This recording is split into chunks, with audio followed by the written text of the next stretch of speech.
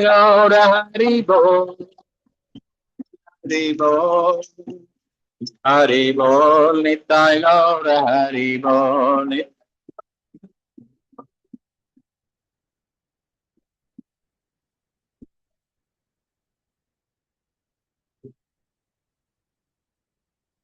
ओम इष्टपाद परमहंस परिव्रजकाचार्य अष्टोत्तर श्री भक्ति वेदांत स्वामी श्रील प्रभुपाद की जय। ग्रंथराज श्रीमद् भागवतम की जय। गौर प्रेमानंदी हरि हरि बोल। ओम नमो भगवते वासुदेवाय। ओम नमो भगवते वासुदेवाय। ओम भगवते वासुदेवाय। नारायणं नमस्कृत्यं नरं चैव नरोत्तमं देवीं सरस्वतीं व्यासं ततो जायमुदीरये। नष्टप्रायेषु अभद्रेषु नित्यं भागवत सेवया भगवते उत्तम श्लोके भक्तिर्भवति नैष्टके। ओम अज्ञानतिमिरन्धस्य ज्ञानञ्जनशलाकया चक्षुरुन्मिलितं येन तस्मै श्रीगुरुवे नमः। श्रीचैतन्यमनोभीष्टं स्थापितं येन भूतले स्वयं रूप कदा माह्यं ददाति स्वपदान्तिकम्। वन्देऽहं श्रीगुरुं श्रीयुतपदकमलं श्रीगुरुं वैष्णवांश्च श्रीरूपं साग्रजातं सहगण रघुनाथान्वितं तं सजीवं सद्वैतं सावधूतं परिजनसहितं कृष्ण चैतन्य देवं श्री राधा कृष्ण पादान् सहगण ललिता श्री विशाखान्वितांश्च। हे कृष्णा करुणा सिंधु दीनबंधो जगत्पते गोपेश गोपिका कांत राधा कांत नमोस्तुते। सप्त कांचन गौरांगी राधे वृंदावनेश्वरी वृषभानुसुते देवी प्रणमामि हरिप्रिये। वाञ्छकल्पतरुभ्यश्च कृपा सिन्धुभ्येव च पतितनां पावनेभ्यो वैष्णवेभ्यो नमो नमः। नमः ओम इष्टपादाय कृष्णपृष्ठाय भूतले श्रीमते भक्तिवेदांत स्वामी नामिने। नमस्ते सरस्वती देवी गौरवाणी प्रचारिणी निर्विशेष शून्यवादी पाश्चात्य देशतारिणी। जय श्री कृष्ण चैतन्य प्रभो नित्यानंद श्री अद्वैत गदाधार श्रीवासदि गौर भक्त वृंद। हरे कृष्णा कृष्णा कृष्णा हरे हरे, हरे Ram Ram Ram Hare Hare.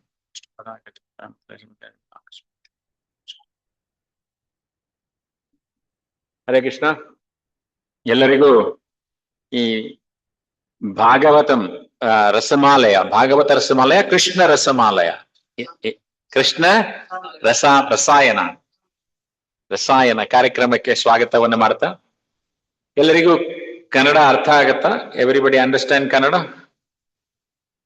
Okay, you don't understand because this pravachan is in Kannada actually, but whatever you can understand, that's fine. Very important, because on the 4th of September we are celebrating Janmashtami. 4ನೇ ತಾರೀಕು ಸೆಪ್ಟೆಂಬರ್ ಜನ್ಮಾಷ್ಟಮಿಯನ್ನ ನಾವು ಇಲ್ಲಿ celebrate ಮಾಡ್ತಾ ಇದ್ದೀವಿ. ಆ ಹಬ್ಬದ ಅನುಗುಣಕ್ಕಾಗಿ ಪ್ರತಿ Saturday evening ಕೃಷ್ಣನ ಲೀಲೆಗಳನ್ನ ನಾವು ಇಲ್ಲಿ ಡಿಸ್ಕಸ್ ಮಾಡೋಣ ಅಂತೇಳಿ ಪ್ರಭುಗಳು ಹೇಳಿದ್ರು. ಆ ಪ್ರಕಾರವಾಗಿ ಇವತ್ತು ಪೂತನಿಯ ಲೀಲೆಯನ್ನ, ಪೂತನಿ ಸಂಹಾರ ಮಾಡಿದಂತಹ ಒಂದು ಲೀಲೆಯನ್ನ ನಾವು ನೋಡ್ತಾ ಇದ್ದೇವೆ ಇವತ್ತು.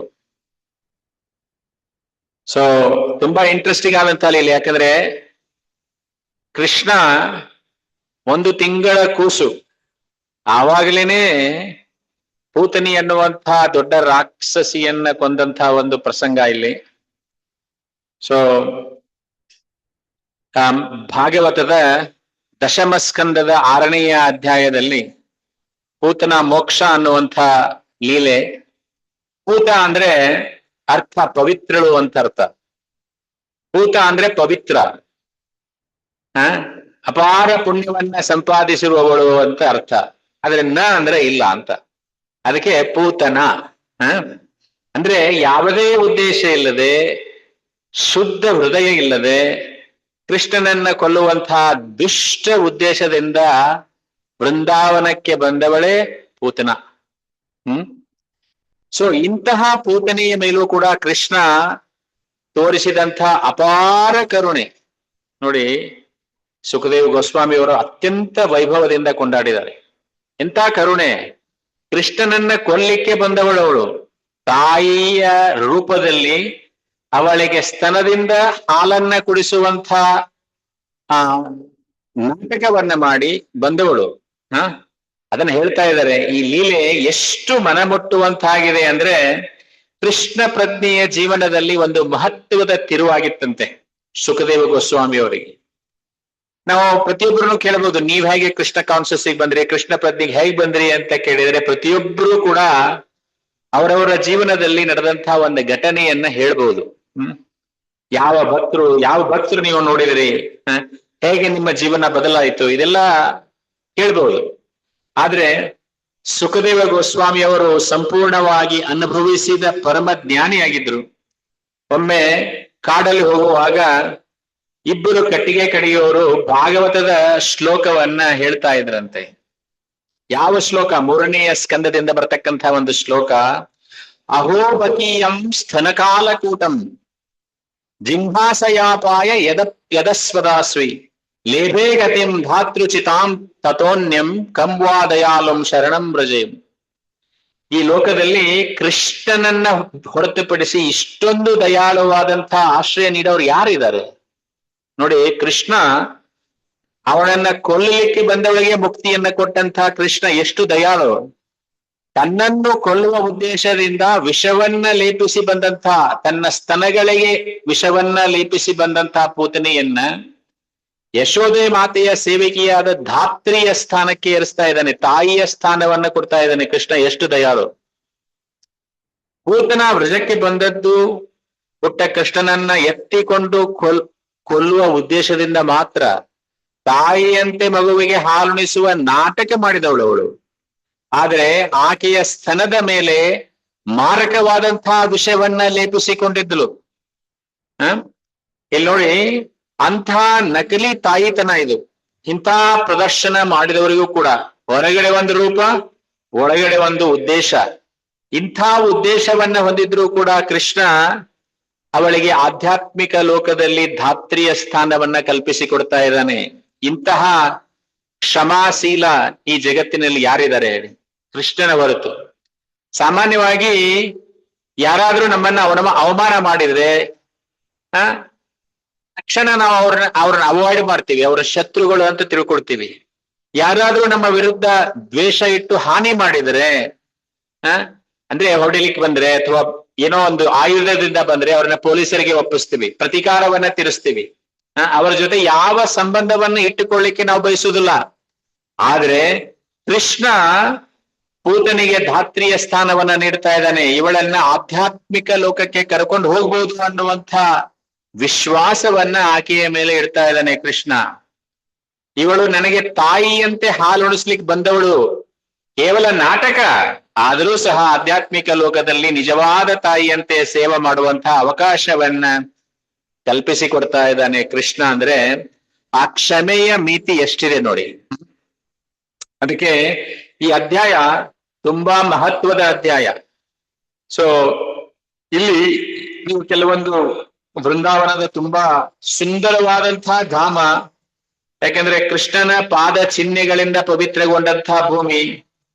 ವೃಂದಾವನದಲ್ಲಿ ಕೃಷ್ಣ ಎಂದಿಗೂ ಪಾದರಕ್ಷೆಗಳನ್ನ ಹಾಕ್ಲಿಲ್ಲ. ಅವ ಎಲ್ಲಿ ಹೋದ್ರೂ ಕೂಡ ಬರಿಗಾಲಲ್ಲೇ ನಡೆದಾಡ್ತಾ ಇದ್ದಂತೆ ವೃಂದಾವನದಲ್ಲಿ. ಅವರ ಪ್ರತಿಯೊಂದು ಹೆಜ್ಜೆನೂ ಕೂಡ ವೃಂದಾವನದ ಪಾವಿತ್ರ್ಯವನ್ನ ಹೆಚ್ಚಿಸ್ತಾ ಇದೆ.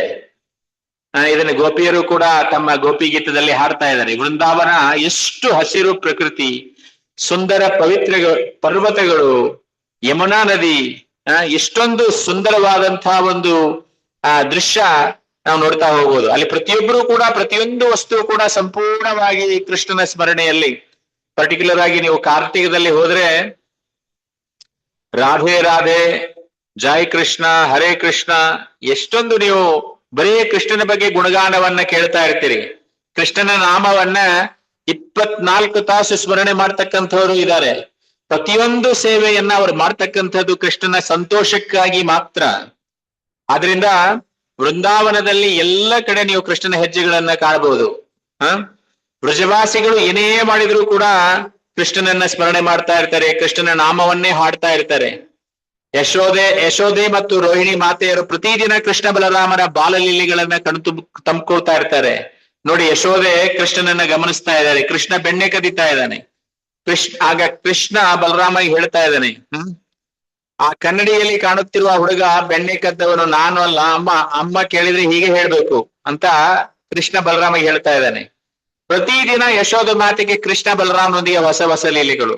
ಇವನು ಹೋಗಿ ಕದಿಯವನು. ಆಮೇಲೆ ಕೇಳ್ತಾರಂತೆ ಕೃಷ್ಣನನ್ನ, ನೀನು ಕಳ್ಳ ಅಲ್ವಾ ಅಂತೇಳಿ. ಕೃಷ್ಣ ನೀನು ಕಳ್ಳ, ಯಾಕಂದ್ರೆ ಮಾಖನ್ ಚೋರ್ ಅಂತ ಹೆಸರು ಅವನಿಗೆ, ಬೆಣ್ಣೆಯನ್ನ ಕದಿಯವನು. ನಾನು ಕದ್ದೇ ಇಲ್ಲ ಅಂತ ಹೇಳ್ತಾನೆ ಕೃಷ್ಣ. ನಾನ್ ಯಾಕೆ ಕಳ್ಳ ಆಗ್ತೀನಿ, ನಾನು ಕದ್ದೇ ಇಲ್ಲ ಅಂತ ಹೇಳ್ತಾನೆ ಒಂದ್ ಕಡೆ. ಯಾಕೆಂದ್ರೆ ಈ ಜಗತ್ತಿನಲ್ಲಿ ಎಲ್ಲ ಇರುವುದು ಕೃಷ್ಣಂದೇ, ನಾನು ಯಾಕೆ ಕಳ್ಳ ಆಗ್ತೇನೆ ಅನ್ನುವಂತ ಮಾತನ್ನು ಕೂಡ ಹೇಳ್ತಾನೆ. ಬೃಂದಾವನದ ಗೋಗಳು, ಕರುಗಳು, ಎಂಥ ಅದ್ಭುತವಾದಂಥ ಧಾಮ ಅದು. ಕೃಷ್ಣ ಬಲರಾಮರು ಆಡ್ತಾ ಇದ್ದಾರೆ ಕರುಗಳೊಂದಿಗೆ. ಕೆಲವೊಮ್ಮೆ ಕರುಗಳ ಬಾಲವನ್ನ ಹಿಡ್ಕೊಂಡು ಓಡ್ತಾ ಇದ್ದಾರೆ, ಕರುಗಳು ಹೆದರ್ತಾ ಇದೆ. ಬೃಂದಾವನದ ಧೂಳು ಎಷ್ಟು ಮೃದುವಾಗಿತ್ತಂದ್ರೆ, ಈ ತರ ಒಂದು ಜಾನ್ಸನ್ ಅಂಡ್ ಜಾನ್ಸನ್ ಪೌಡರ್ ಬರುತ್ತಲ್ಲ, ಆ ತರ ಮಗುವಿನ ಆ ಒಂದು ಪೌಡರ್ ಇರತ್ತಂತೆ. ಕರುಗಳು ಓಡ್ತಾ ಇದ್ರೆ ಕೃಷ್ಣ ಬಲರಾಮರು ಅದನ್ನ ಎಳಿತಾ ಇದ್ದಾರೆ, ಹಿಂದೆ ಬಾಲ ಹಿಡಿದು ಎಳಿತಾ ಇದ್ದಾರೆ. ಅವರ ದೇಹವೆಲ್ಲ ಗೋಮಯವಾಗಿದೆ, ಬ್ರಜಧೂಳಿಯಿಂದ ಲೇಪಿತವಾಗಿದೆ. ಅದನ್ನು ನೋಡಿ ಯಶೋಧ ಮಾತಾ ಮತ್ತು ರೋಹಿಣಿ ಮಾತಾ ಎಲ್ಲರೂ ಕೂಡ ನಗ್ತಾ ಇದ್ದಾರೆ. ಸೊ ಇದನ್ನೆಲ್ಲ ನೋಡಕ್ಕೆ ಕೇಳಕ್ಕೆ ಎಷ್ಟು ಚೆನ್ನಾಗಿರುತ್ತೆ. ಕೃಷ್ಣನ ಲೀಲೆಗಳನ್ನ ಕೇಳಿದ್ರೆ ಅದಕ್ಕೆ ಭಾಗವತ ಶ್ರವಣ ಮಾಡ್ಬೇಕಂತೆ ನಾವು.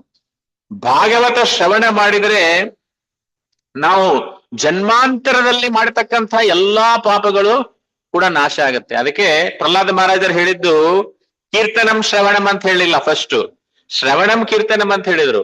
ಯಾಕಂದ್ರೆ ಶ್ರವಣ ಇಂಪಾರ್ಟೆಂಟ್. ಭಾಗವತ ಶ್ರವಣ ಎಷ್ಟು ಇಂಪಾರ್ಟೆಂಟ್ ಇದೆ ಅಂದ್ರೆ, ಯಾವ ಭಾಗದಿಂದ ನಾವು ಕೃಷ್ಣನ ಗತಿಯನ್ನು ಕೇಳಿದ್ರು ಕೂಡ ಅದು ಸ್ವೀಟ್ ಆಗಿರುತ್ತೆ. ಅಂಥ ಒಂದು ಭಾಗವತ ಎಲ್ಲಿ ನೀವು ಮೊದಲನೆಯ ಸ್ಕಂದದಿಂದ ಹಿಡಿದು 12ನೇ ಸ್ಕಂದದವರೆಗೆ ಬಂದ್ರು ಕೂಡ ಅಷ್ಟು ಸ್ವೀಟ್ ಆಗಿರ್ತಕ್ಕಂಥ ಪ್ರತಿಯೊಂದು ಲೀಲೆಗಳು. ಎಷ್ಟೊಂದು ಲೀಲೆಗಳು, ಪ್ರಹ್ಲಾದ ಮಹಾರಾಜರ ಲೀಲೆ, ಆಮೇಲೆ ಧ್ರುವ ಮಹಾರಾಜರ ಲೀಲೆ, ಆಮೇಲೆ ಎಷ್ಟೊಂದು ಸುಮಾರು ಲೀಲೆಗಳು. 10ನೇ ಅಧ್ಯಾಯಕ್ಕೆ ಬಂದ್ರೆ 16,108 ಜನ ಹೆಂಡತಿಯರೊಂದಿಗೆ, ರಾಣಿಯರೊಂದಿಗೆ ಅವನ ಪ್ರತಿಯೊಂದು ಅರಮನೆಯಲ್ಲಿ ಇರ್ತಕ್ಕಂಥ ದೃಶ್ಯ, ಅದನ್ನ ನೋಡಕ್ಕೆ ಎಷ್ಟು ಚಂದ ಇರುತ್ತೆ. ನಮಗೆ ಒಂದು ಮನೆ ಮೇಂಟೈನ್ ಮಾಡಕ್ಕಾಗಲ್ಲ, ಒಂದು ಹೆಂಡತಿ ಮೇಂಟೈನ್ ಮಾಡಕ್ಕಾಗಲ್ಲ. ಆದ್ರೆ 16,108 ರಾಣಿಯರನ್ನ ಒಂದೊಂದು ಅರಮನೆಯಲ್ಲಿ ಇಟ್ಟು ಕೃಷ್ಣ ನೋಡ್ಕೊಳ್ತಾ ಇದ್ದಾನೆ ಅಷ್ಟು ಚೆನ್ನಾಗಿ ಅಂತಂದ್ರೆ, ಆ ಮನುಷ್ಯ ಕೃಷ್ಣ ಹೇಗಿರ್ಬೇಕು ನೋಡಿ. ದೇವರು ಪರಮ ದೇವೋತ್ತಮ ಪುರುಷ. ಸೊ ಇವಾಗ ಕೃಷ್ಣ ಹುಟ್ಟಿದ್ದಾನೆ, ಚಿಕ್ಕ ಬಾಲಕ, ಗೋಕುಲದಲ್ಲಿದ್ದಾನೆ. ಕಂಸನ ವಿಷಯಕ್ಕೆ ಬರೋಣ. ಯಾಕಂದ್ರೆ ಕಂಸ ಅವನಿಗೆ ಹೆದರಿಕೆ ಇದೆ. ಯಾಕಂದ್ರೆ 8ನೇಯ ಚೈಲ್ಡ್, ಆ ದೇವಕಿಯಿಂದ ಹುಟ್ಟಿದಂಥ 8ನೇಯ ಮಗು ಕಂಸನನ್ನ ಕೊಲ್ಲತ್ತೆ, ನನ್ನನ್ನ ಕೊಲ್ಲತ್ತೆ ಅನ್ನುವಂಥ ಕಂಸನಿಗೆ ಭಯ ಇತ್ತು. ಅದಕ್ಕೆ ಹೇಳ್ತಾರೆ ಇಲ್ಲಿ, ಅವನು ಹಿಂದಿನ ಅಧ್ಯಾಯದಲ್ಲಿ ನೋಡಿದೇವೆ ನಾವು, ವಸುದೇವ ಮಥುರಾ ಪಟ್ಟಣಕ್ಕೆ ಬಂದಿದ್ದಾನೆ. ಯಾಕೆ? ಅವನು ಟ್ಯಾಕ್ಸ್ ಕಟ್ಟಬೇಕು. 1 ತಿಂಗಳ ಟ್ಯಾಕ್ಸ್ ಅಲ್ಲ, 2 ತಿಂಗಳ ಟ್ಯಾಕ್ಸ್ ಅಲ್ಲ, ಅವನು ಕಟ್ಟಕ್ ಬಂದಿರೋದು 4-5 ವರ್ಷದ ಟ್ಯಾಕ್ಸ್ ಒಮ್ಮೆ ಕಟ್ಟಿಬಿಡೋಣ ಅಂದ್ರೆ. ಕಂಸ ಯಾರನ್ನ ನಮ್ಮ ಊರಿಗೆ ಕಳಿಸಲ್ಲ, ನಮ್ಮ ಊರಿಗೆ ಕಳಿಸಿ ಟ್ಯಾಕ್ಸ್ ಕಲೆಕ್ಷನ್ ಕಳಿಸಲ್ಲ, ತೊಂದರೆ ಕೊಡಲ್ಲ ಅನ್ನುವಂಥ ಉದ್ದೇಶ ಅವನು. 4-5 ವರ್ಷದ ಕಟ್ಟಿ ಬಿಡೋಣ ಮುಂಚೆ ಅಂತ ಹೇಳಿ ಅವನ್ ಬಂದಿದ್ದಾನೆ. ಬಂದಾಗ ವಾಪಸ್ ಹೋಗುವಾಗ ವಸುದೇವನ ಭೇಟಿ ಆಗತ್ತೆ. ಹೇಳ್ತಾರೆ, ಶ್ರೀ ಶುಕ ಉವಾಚ ನಮ್ ದಪ್ಪತಿ ವಚ ಶೌರೇ ನಮ್ ಋಷೇತಿ ವಿಚಿಂತಯನ್ ಹರಿಂ ಜಗಾಮ ಶರಣಂ ಉತ್ಪಾತಾಗಮ ಶಂಕಿತಃ. ನಂದಪತಿ ವಚ ಶೌರೇ ಅಂದ್ರೆ, ಹಿಂದಿನ ಅಧ್ಯಾಯದಲ್ಲಿ ನಂದ ಬಾಬಾ ತೆರಿಗೆ ಕಟ್ಲಿಕ್ಕೆ ಬಂದಿದ್ದಾರೆ. 1-2 ವರ್ಷದ ತೆರಿಗೆ ಅಲ್ಲ, 4-5 ವರ್ಷಗಳ ತೆರಿಗೆಯನ್ನ ಮುಂಗಡವಾಗಿ ಪಾವತಿಸ್ತಾ ಇದ್ದಾರೆ. ಸಾಮಾನ್ಯವಾಗಿ ಯಾರಾದ್ರೂ ಸರ್ಕಾರಕ್ಕೆ 5 ವರ್ಷದ ತೆರಿಗೆಯನ್ನ ಮುಂಚಿತವಾಗಿ ಕಟ್ಟದ್ ನೋಡಿದೇವ ನಾವು? ಇಲ್ಲ. ಏಪ್ರಿಲ್ 30 ಅಂದ್ರೆ ಏಪ್ರಿಲ್ 30 ಕಟ್ಟೋದೇ ಇಲ್ಲ ತೆರಿಗೆ. ಮಾಡ್ತಾರೆ ಬಿಡಿ, ಇನ್ನೊಂದ್ ತಿಂಗಳ ಎಕ್ಸ್ಟೆಂಡ್ ಮಾಡ್ತಾರೆ ಅಂತ ಹೇಳಿ ಮೇವರೆಗೆ ಮಾಡೇ ಮಾಡ್ತಾರೆ ಪ್ರತಿ ವರ್ಷ ಅಂತ ಹೇಳಿ ಬಿಟ್ಬಿಡ್ತೀವಿ. ಈಗ ಟ್ಯಾಕ್ಸ್ನು ಅದೇ ತರ, ಜುಲೈ 31 ಇತ್ತು, ಆಗಸ್ಟ್ ಮಾಡ್ತಾರೆ ಅಂತ ಬಿಡ್ತೀವಿ. ಈಗ ಜುಲೈ 31ಕ್ಕೆ ಕಟ್ ಆಫ್ ಮಾಡ್ತಾ ಇದ್ದಾರೆ. ಮುಂದೆ ಟ್ಯಾಕ್ಸ್ ಕೊಡೋದೇ ಇಲ್ಲ, ಮುಂದೆ ಅವಕಾಶನೇ ಕೊಡಲ್ಲ. ನೀವು ಆಗಸ್ಟ್ 1 ಮಾಡಿದ್ರೆ 5,000 ರೂಪಾಯಿ ದಂಡ. ಹಾಗೆ ಅಲ್ಲಿ ಟ್ಯಾಕ್ಸ್ 4-5 ವರ್ಷ ಮುಂಚೆನೆ ಕಟ್ ಹೋಗ್ಬಿಡೋಣ. ಸಾಮಾನ್ಯ ಹೀಗೆ ನಂದ ಬಾಯಿ ಯಾಕೆ ಮಾಡಿದ್ರು ಅಂತ ಕೇಳ್ತಾ ಇದ್ದಾರೆ. ಯಾಕಂದ್ರೆ ಕಂಸನ ಅಧಿಕಾರಿಗಳು ಮತ್ತೆ ಬೃಂದಾವನಕ್ಕೆ ಬರೋದಿಲ್ಲಲ್ವಾ, ಹೀಗಾಗಿ ನನ್ನ ಮಗ ಕೃಷ್ಣನಿಗೆ ಯಾವುದೇ ಅಪಾಯ ಇಲ್ಲಲ್ವಾ ಅಂತ ಹೇಳಿ ಈ ತರ ಮಾಡ್ತಾ ಇದ್ದಾರೆ. ಕೃಷ್ಣನ ರಕ್ಷಣೆಗಾಗಿ, ಯಾಕಂದ್ರೆ ಕೃಷ್ಣನನ್ನ ನಾವು ಅಷ್ಟು ಚೆನ್ನಾಗಿ ಕಾಪಾಡಬೇಕು. ಯಾರ್ರೀ ಕೃಷ್ಣನ ಕಾಪಾಡೋರು? ಕೃಷ್ಣನೇ ನಮ್ಮನ್ನು ಕಾಪಾಡುವಾಗ ಕೃಷ್ಣನೇ ಕಾಪಾಡಬೇಕು ಅಂತ ಹೇಳಿ ಅವ್ರು ಆ ತರ ಮಾಡ್ತಾ ಇದ್ದಾರೆ. ಎಷ್ಟೆಲ್ಲಾ ವಿಚಾರಗಳನ್ನ ಮಾಡ್ತಾ ಇದ್ದಾರೆ, ಎಷ್ಟೆಲ್ಲ ರಕ್ಷಣೆಗಳನ್ನ ಕೊಡ್ತಾ ಇದ್ದಾರೆ. ಅಲ್ಲಿ ನೋಡ್ತಾ ಇದ್ದಾರೆ, ವಸುದೇವ ಒಂದು ಎತ್ತಿನ ಬಂಡಿಯಲ್ಲಿ ಕುಳಿತಿದ್ದಾನೆ. ವಸುದೇವ ಅವ್ರನ್ನ ನಂದಬಾಬನ್ನ ಪ್ರೀತಿಯಿಂದ ಮಾತಾಡಿಸ್ತಾ ಇದ್ದಾರೆ. ಮನೆ ಕರ್ಕೊಂಡು ಹೋಗ್ಲಿಲ್ಲ, ವಸುದೇವ ತಮ್ಮ ಮನೆ ಕರ್ಕೊಂಡು ಹೋಗ್ಲಿಲ್ಲ. ಯಾಕೆಂದ್ರೆ ಅಲ್ಲಿ ಗುಪ್ತಚರರು ಅಕಸ್ಮಾತ್ ಆಗಿ ಏನಾದ್ರೂ ಕೇಳ್ಪಟ್ರೆ ಅಂತ ಹೇಳಿ ಹಾದಿಯಲ್ಲೇನೆ ಮಾತಾಡ್ತಾ ಇದ್ದಾರೆ. ಕೃಷ್ಣ ಹೇಗಿದ್ದಾನೆ, ಸುರಕ್ಷಿತವಾಗಿದ್ದಾನ, ಈ ತರ. ಯಾಕಂದ್ರೆ ಅವರೊಂದು ಎಕ್ಸಾಂಪಲ್ ಕೊಡ್ತಾರೆ. ಈ ಜೇನುಗೂಡು ಹುಡುಕುವಂತ ರೈತ ಮೊದಲು ಜೇನು ನೊಣದ ಹಾರಾಟ ನೋಡ್ತಾನೆ, ಜೇನು ಎಲ್ಲಿದೆ ಅಂತೇಳಿ ಹಾರಾಟ ನೋಡ್ತಾನೆ. ಹಾಗೆ ಈ ಗುಪ್ತಚರರು ನಮ್ಮನ್ನ ಹಿಂಬಾಲಿಸಿ ಬರಬಹುದು. ಆ ರೀತಿಯಾಗಿ ವಸುದೇವ ತುಂಬಾ ಬುದ್ಧಿವಂತನಿದ್ದ. ಸೊ ನಂದ ಬಾಬಾ ಅಕಸ್ಮಾತ್ ನಮ್ಮ ಮನೆಗೆ ಬಂದ್ರೆ ಕೃಷ್ಣನ ವಿಚಾರವಾಗಿ ಮಾತುಕತೆ ನಡೆಯುತ್ತೆ. ಆವಾಗ ಗುಪ್ತಚರರು ಹೋಗಿ ಕಂಸನಿಗೆ ಹೇಳ್ತಾರೆ ಇದೆಲ್ಲ ಬೇಡ ಅಂತ ಹೇಳಿ. ಮಾತುಕತೆ ಆದ್ಮೇಲೆ ಅವನಿಗೇನೋ ಒಂದು ಸಂಶಯ ಬರುತ್ತೆ. ನಂದ ಬಾಬಾ ನೀವು ವೃಂದಾವನಕ್ಕೆ ಹಿಂತಿರುಗಿ, ಇಮಿಡಿಯೇಟ್ಲಿ ಹೋಗಿ, ಅಲ್ಲಿ ಯಾವುದೋ ಒಂದು ಅಪಾಯ ಸಂಭವಿಸಿದೆ ಅಂತ ನನಗನ್ನಿಸ್ತಾ ಇದೆ, ಜಾಗರೂಕರಾಗಿರಿ ಅಂತ ಹೇಳಿ ವಾರ್ನಿಂಗ್ ಕೂಡ ಮಾಡ್ಬಿಡ್ತಾನೆ ವಸುದೇವ್. ಸೊ ಅವನು ಏನಾಗತ್ತೆ ಆಗ್ಲಿ, ವಿಧಿಯ ಇಚ್ಛೆಯಿಂದ ನಾವು ದೂರ ಆಗಿದ್ದೇವೆ, ನೀನ್ ಇಲ್ಲಿ ನಾನು ಅಲ್ಲಿ. ಸೊ ಹೀಗೆ ಭೇಟಿಯಾಗುತ್ತಿರೋದು ಕೂಡ ನಮಗೊಂದು ಭಾಗ್ಯ ಅಂತ ಹೇಳಿ ಪರಸ್ಪರ ಮಾತಾಡ್ಕೊಳ್ತಾ ಇದ್ದಾರೆ. ಸ್ವಲ್ಪ ಸಮಯ ಮಾತಾಡ್ಕೊಂಡಾದ್ಮೇಲೆ ನಂದ ಬಾಬಾ ತಮ್ಮ ಪ್ರಯಾಣವನ್ನ ಬೆಳೆಸ್ತಾರೆ. ಹರಿಂ ಜಗಾಮ ಶರಣಂ. ನಂದ ಬಾಬಾ ತಮ್ಮ ಹೃದಯದಲ್ಲಿ ಹರಿಯನ್ನ ಆಶ್ರಯಿಸಿ ಕೊಡ್ತಾ ಇದ್ದಾರೆ. ಕೃಷ್ಣರ ರಕ್ಷಣೆಯನ್ನ ಮನಸ್ಸಿನಲ್ಲಿ ಸ್ಮರಿಸ್ತಾ ವೃಂದಾವನಕ್ಕೆ ಹೋಗ್ತಾ ಇದ್ದಾರೆ. ಆಮೇಲೆ 2ನೇ ಶ್ಲೋಕದಲ್ಲಿ ಹೇಳ್ತಾ ಇದ್ದಾರೆ, ಕಂಸೇನ ಪ್ರಹಿತ ಘೋರ ಪೂತನ ಬಾಲಘಾತಿನಿ ಶಿಶೋ ಶರಂತಿ ಹಂತುಂ ಪುರಗ್ರಾಮ ವರ್ಜಾದಿಷು. ಇಲ್ಲಿ ಈ ಚಿತ್ರಣ ಸ್ವಲ್ಪ ಸ್ಪಷ್ಟ ಆಗ್ತಾ ಇದೆ. ಕಂಸೇನ ಪ್ರಹಿತ ಘೋರ ಅಂದ್ರೆ ಕಂಸನಿಂದ ಕಳುಹಿಸಲ್ಪಟ್ಟ ಭಯಂಕರವಾದ ಪೂತನ ಅವಳು. ನೋಡಿ ಕಂಸ ಏನ್ ಮಾಡ್ತಾ ಇದ್ದಾನೆ ಅಂದ್ರೆ, ಅವನು ಆ ಪೂತನ ಅನ್ನುವಂಥ ರಾಕ್ಷಸಿಯ ಬಳಿಗೆ ಸಹಾಯವನ್ನ ಕೇಳ್ತಾ ಇದ್ದಾನೆ. ಇಲ್ಲಿ ಗರ್ಗ ಸಂಹಿತ ಮೊದಲಾದ ಗ್ರಂಥಗಳಿಂದ ನಾವು ಕೆಲವೊಂದು ಉಲ್ಲೇಖಗಳನ್ನ ತಗೊಳ್ತಾ ಇದ್ದೇವೆ. ಪೂತನ ಕಂಸನ ಸಹೋದರಿ ಅಂತ ಕೂಡ ಕೆಲವು ಗ್ರಂಥಗಳಲ್ಲಿ ಹೇಳಲಾಗಿದೆ. ಹೀಗಾಗಿ ಕಂಸ ಅವಳ ಬಳಿಗೆ ಬಂದು ಹೇಳ್ತಾ ಇದ್ದಾನೆ, ನನಗೆ ನಿನ್ನ ಸಹಾಯ ಬೇಕು. ಯಾಕೆಂದ್ರೆ ನೀನು ಮಕ್ಕಳನ್ನ ಕೊಲ್ಲುವುದರಲ್ಲಿ ಪರಿಣಿತಳು, ಮಕ್ಕಳು ಚಿಕ್ಕ ಮಕ್ಕಳನ್ನ ನೀ ಕೊಲ್ತೀಯ, ಬಹಳ ಸುಲಭವಾಗಿ ನೀನು ಸಂಹಾರ ಮಾಡ್ತೀಯ ಅಂತ ಹೇಳ್ತಾ ಇದ್ದಾನೆ. ಅವಳನ್ನ ಹೊಗಳ್ತಾ ಇದ್ದಾನೆ ಕಂಸ. ಇದನ್ನ ಪೂತನ ವೃಂದಾವನಕ್ಕೆ ಬಂದಾಗ ಹರಿವಂಶದಲ್ಲಿ ಒಂದು ಸುಂದರವಾದಂತಹ ವಿವರಣೆ ಇದೆ. ಆರಂಭದಲ್ಲಿ ಅವಳು ಜಟಾಧಾರಣಿಯಾದ ಭಿಕ್ಷುಕಿಯ ರೂಪವನ್ನ ಧರಿಸಿದ್ಲು, ಅಂದ್ರೆ ತಪಸ್ವಿನಿ ಅಂತ ಕಾಣ್ತಾ ಇದ್ಲು. ಆಮೇಲೆ ಅವಳು ಯೋಚನೆ ಮಾಡ್ತಾಳೆ, ನಾನು ಇದೇ ರೂಪದಲ್ಲಿ ಹೋದ್ರೆ ಅಕಸ್ಮಾತ್ ನಂದ ಬಾಬಾ ಅವರ ರಕ್ಷಣೆ ಮಾಡ್ತಕ್ಕಂಥವ್ರು ಯಾವಾಗಲೂ ಈ ಬಿಲ್ಲು ಬಾಣಗಳನ್ನ ಹಿಡಿದು ಕಾವಲು ನಿಂತಿರ್ತಾರೆ, ಅವರು ನನ್ನನ್ನು ಗುರುತಿಸಬಹುದು, ದಾಳಿನೂ ಕೂಡ ಮಾಡಬಹುದು ಅಂತ ಹೇಳಿ ಅವಳು ರೂಪವನ್ನ ಬದಲಿಸ್ತಾಳೆ. ಎಂತ ರೂಪ! ಸುಂದರವಾದ ಯುವತಿಯ ರೂಪವನ್ನ ಧರಿಸ್ತಾ ಇದ್ದಾಳೆ.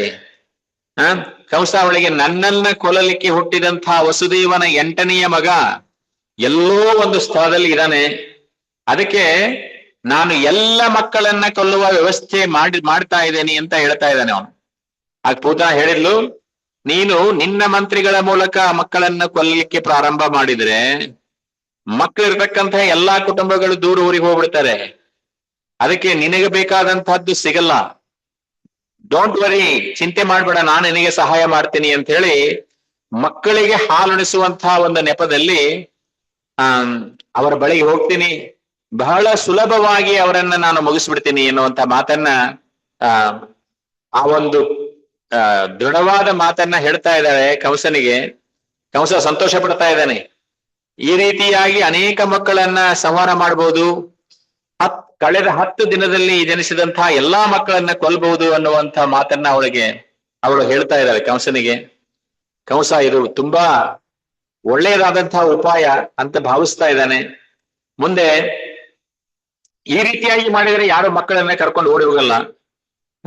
ಭೂತನ ಮಕ್ಕಳೊಂದಿಗೆ ಏನ್ ಮಾಡ್ತಾಳೆ ಅಂತ ತಿಳಿಯೋದಿಲ್ಲ ಯಾರಿಗೂ, ಅದು ರಹಸ್ಯವಾಗಿಯೇ ಉಳಿಯತ್ತೆ ಅಂತ ಹೇಳಿ ಎಲ್ಲ ಒಂದು ಪ್ಲಾನ್ ರೆಡಿ ಆಗತ್ತೆ. ಇಲ್ಲಿ ಅವ್ರು ಹೇಳ್ತಾ ಇದ್ದಾರೆ, ಖೇಚರಿ ಅಂದ್ರೆ ಆಕಾಶ ಮಾರ್ಗದಲ್ಲಿ ಹಾರ್ತಾ ಹೋಗ್ತಾ ಇದ್ದಾಳೆ. ಹಾರಿ ಹೋಗಿ ತನ್ನ ಬಯಸಿದಂತಹ ಸ್ಥಳಕ್ಕೆ ತಲುಪಬಲ್ಲದಂತಹ ರಾಕ್ಷಸಿಯವಳು. ಆದ್ರೆ ಸುಖದೇವ ಗೋಸ್ವಾಮಿಗಳು ಒಂದು ವಿಷಯವನ್ನ ಹೇಳ್ತಾ ಇದ್ದಾರೆ.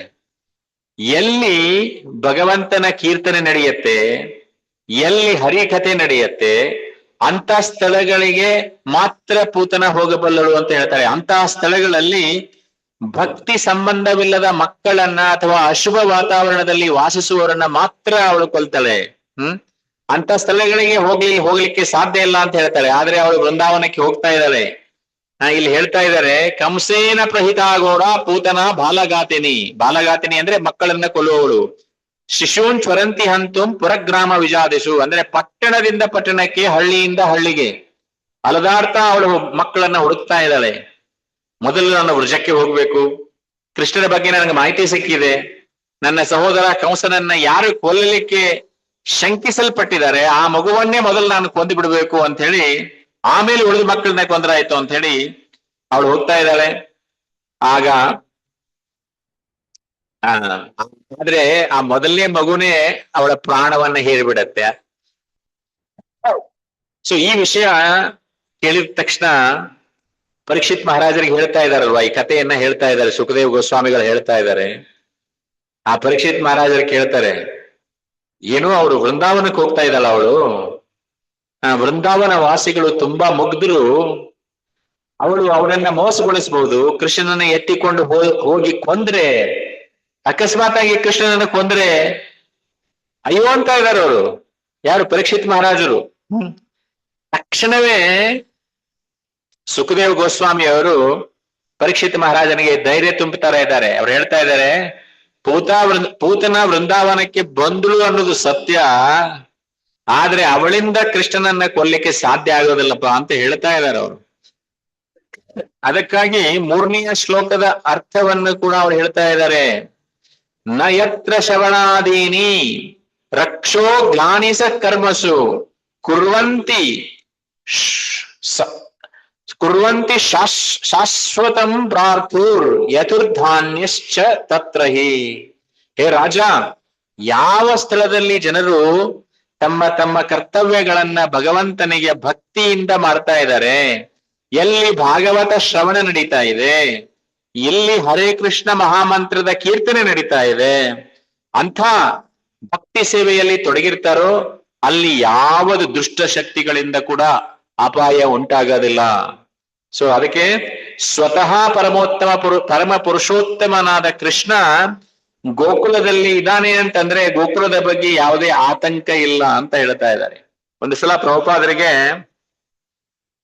ಒಂದು ಜಾಗ ಸಿಕ್ತಂತೆ ಲಂಡನ್ ಅಲ್ಲಿ. ಅಲ್ಲಿ ಸ್ಮಶಾನ ಇತ್ತಂತೆ. ಮುಂಚೆ ಹೋಗಕ್ ಕೂಡ ಹೆದರ್ತಾ ಇದ್ರಂತೆ, ಭೂತಗಳೆಲ್ಲ ಇದೆ ಅಂತ ಹೇಳಿ. ಅಲ್ಲಿ ಪ್ರಭುಪಾದರಿಗೆ ಹೇಳಿದ್ರಂತೆ, ಅಲ್ಲಿ ತುಂಬಾ ಭೂತ ಪಿಶಾಚಿಗಳು ಇರುವಂತಹ ಚಾನ್ಸಸ್ ಇದೆ, ಅದು ಸ್ಮಶಾನ, ಅಲ್ಲಿ ನೀವು ಮಂದಿರವನ್ನ ಕಟ್ಟಿದ್ರೆ ತೊಂದರೆ ಆಗತ್ತೆ ಮುಂದೆ ಅಂತ ಒಂದ್ ಮಾತನ್ನ ಹೇಳ್ತಾರೆ. ಅವಾಗ ಪ್ರಭುಪಾದರು ಹೇಳ್ತಾರೆ, ನೀವು ಮಂದಿರವನ್ನ ಕಟ್ಟಿ ಅಲ್ಲಿ ಚೆನ್ನಾಗಿ ಹರಿ ಕೀರ್ತನವನ್ನ ಚೆನ್ನಾಗಿ ಮಾಡಿ ಭೂತಗಳು ಓಡಿ ಹೋಗುತ್ತೆ ಅಂತ ಹೇಳಿ. ಆ ತರ ನಯತ್ರ ಶ್ರವಣಾದೀನಿ, ಎಲ್ಲಿ ಕೃಷ್ಣ ಕಥೆಯ ಶ್ರವಣ ನಡೀತಾ ಇದೆ ಅಲ್ಲಿ ರಾಕ್ಷಸರಿರಲ್ಲ, ಪಿಶಾಚಿಗಳಿರಲ್ಲ, ಭೂತಗಳಿರಲ್ಲ, ಪ್ರೇತಗಳಿರಲ್ಲ, ಎಲ್ಲಾ ದುಷ್ಟ ಶಕ್ತಿಗಳ ಮೇಲೆ ಯಾವ ಪ್ರಭಾವನೂ ಇರಲ್ಲ. ಸುಖದೇವ್ ಗೋಸ್ವಾಮಿ ಹೇಳ್ತಾ ಇದ್ದಾರೆ, ರಾಜ, ಪೂತನ ಕೃಷ್ಣನನ್ನಾಗಲಿ ಅಥವಾ ಯಾವುದೇ ಮಗುವನ್ನಾಗಲಿ ಕೊಲ್ಲಲಿಕ್ಕೆ ಸಾಧ್ಯ ಇಲ್ಲ, ಬದಲಾಗಿ ಅವಳೇ ಕೊಲ್ಲಲ್ಪಡ್ತಾಳೆ, ಚಿಂತೆ ಮಾಡಬೇಡಿ ಅಂತ ಹೇಳಿ ಧೈರ್ಯವನ್ನ ಹೇಳ್ತಾ ಇದ್ದಾರೆ ಪರೀಕ್ಷಿತ ಮಹಾರಾಜರಿಗೆ. ಅದಕ್ಕೆ ವಿಶ್ವನಾಥ್ ಚಕ್ರವರ್ತಿ ಠಾಕೂರ್ ಅತ್ಯಂತ ಸುಂದರವಾದ ವ್ಯಾಖ್ಯಾನವನ್ನು ಕೂಡ ಹೇಳ್ತಾರೆ. ಅವ್ರು ಹೇಳ್ತಾರೆ, ಒಬ್ಬ ತನ್ನ ಸ್ವಧರ್ಮವನ್ನ ಚೆನ್ನಾಗಿ ಆಚರಿಸ್ತಾ ಹೋದ್ರೆ, ಅದರ ಜೊತೆಗೆ ಕೃಷ್ಣ ಕಥೆಯನ್ನ ಶ್ರವಣ ಮಾಡ್ತಾ ಇದ್ರೆ, ನೋಡಿ 7 ದಿವಸದಲ್ಲಿ ಪರೀಕ್ಷಿತ ಮಹಾರಾಜನಿಗೆ ಸಾವಿದೆ. 7 ದಿವಸದಲ್ಲಿ ಸಾವಿದೆ ಅಂತಂದ್ರೆ 7 ದಿವಸ ನೀರು ಆಹಾರವಿಲ್ಲದೆ ಹಗಲು ರಾತ್ರಿ ಎನ್ನದೆ 7 ದಿವಸ ಶ್ರವಣ ಮಾಡ್ತಾ ಇದ್ದಾನೆ. ಪ್ರಶ್ನೆಗಳನ್ನ ಕೇಳ್ತಾ ಇದ್ದಾನೆ, ಉತ್ತರಗಳನ್ನ ಪಡಿತಾ ಇದ್ದಾನೆ. ನೋಡಿ ಎಂಥ ಅದ್ಭುತವಾದಂಥದ್ದು. ಯಾಕಂದ್ರೆ ಪರೀಕ್ಷಿತ ಮಹಾರಾಜ ಪ್ರಶ್ನೆಗಳನ್ನ ಕೇಳಿದ್ದು ನಮ್ಮ ಜೀವನದ ಅನುಭವಕ್ಕಾಗಿ, ಅರ್ಜುನ ಪ್ರಶ್ನೆಗಳನ್ನ ಕೇಳಿದ್ದು ನಮ್ಮ ಜೀವನದ ಅನುಭವಕ್ಕಾಗಿ. ಎಷ್ಟೊಂದು ಪ್ರಶ್ನೆಗಳು, ಎಷ್ಟೊಂದು ಉತ್ತರಗಳು. ಈ ಶ್ರವಣವನ್ನ ಮಾಡ್ತಾ ಇದ್ರೆ ಅವ್ರು ಹೇಳ್ತಾರೆ, ಅದಕ್ಕಿಂತಲೂ ಶ್ರೇಷ್ಠವಾದುದು ನಿಯಮಿತವಾಗಿ ಕೃಷ್ಣನ ಕಥೆಯನ್ನ ಶ್ರವಣ ಮಾಡೋದು ಅಂತ ಹೇಳ್ತಾ ಇದ್ದಾರೆ. ಅದಕ್ಕಿಂತ ಉತ್ತಮವಾದುದು ಸ್ವತಃ ಕೃಷ್ಣನೇ ವೈಯಕ್ತಿಕವಾಗಿ ನೆಲೆಸಿರುವ ಸ್ಥಳ ವೃಂದಾವನ. ಅದು ವಿಶೇಷ ಮಹಿಮೆ. ಅಲ್ಲಿ ಕೃಷ್ಣ ವಾಸ ಮಾಡ್ತಾ ಇದ್ದಾನೆ. ಹೀಗಿರುವಾಗ ಕೃಷ್ಣನಿಗೆ ಯಾವ ಅಪಾಯ ಆಗುತ್ತೆ?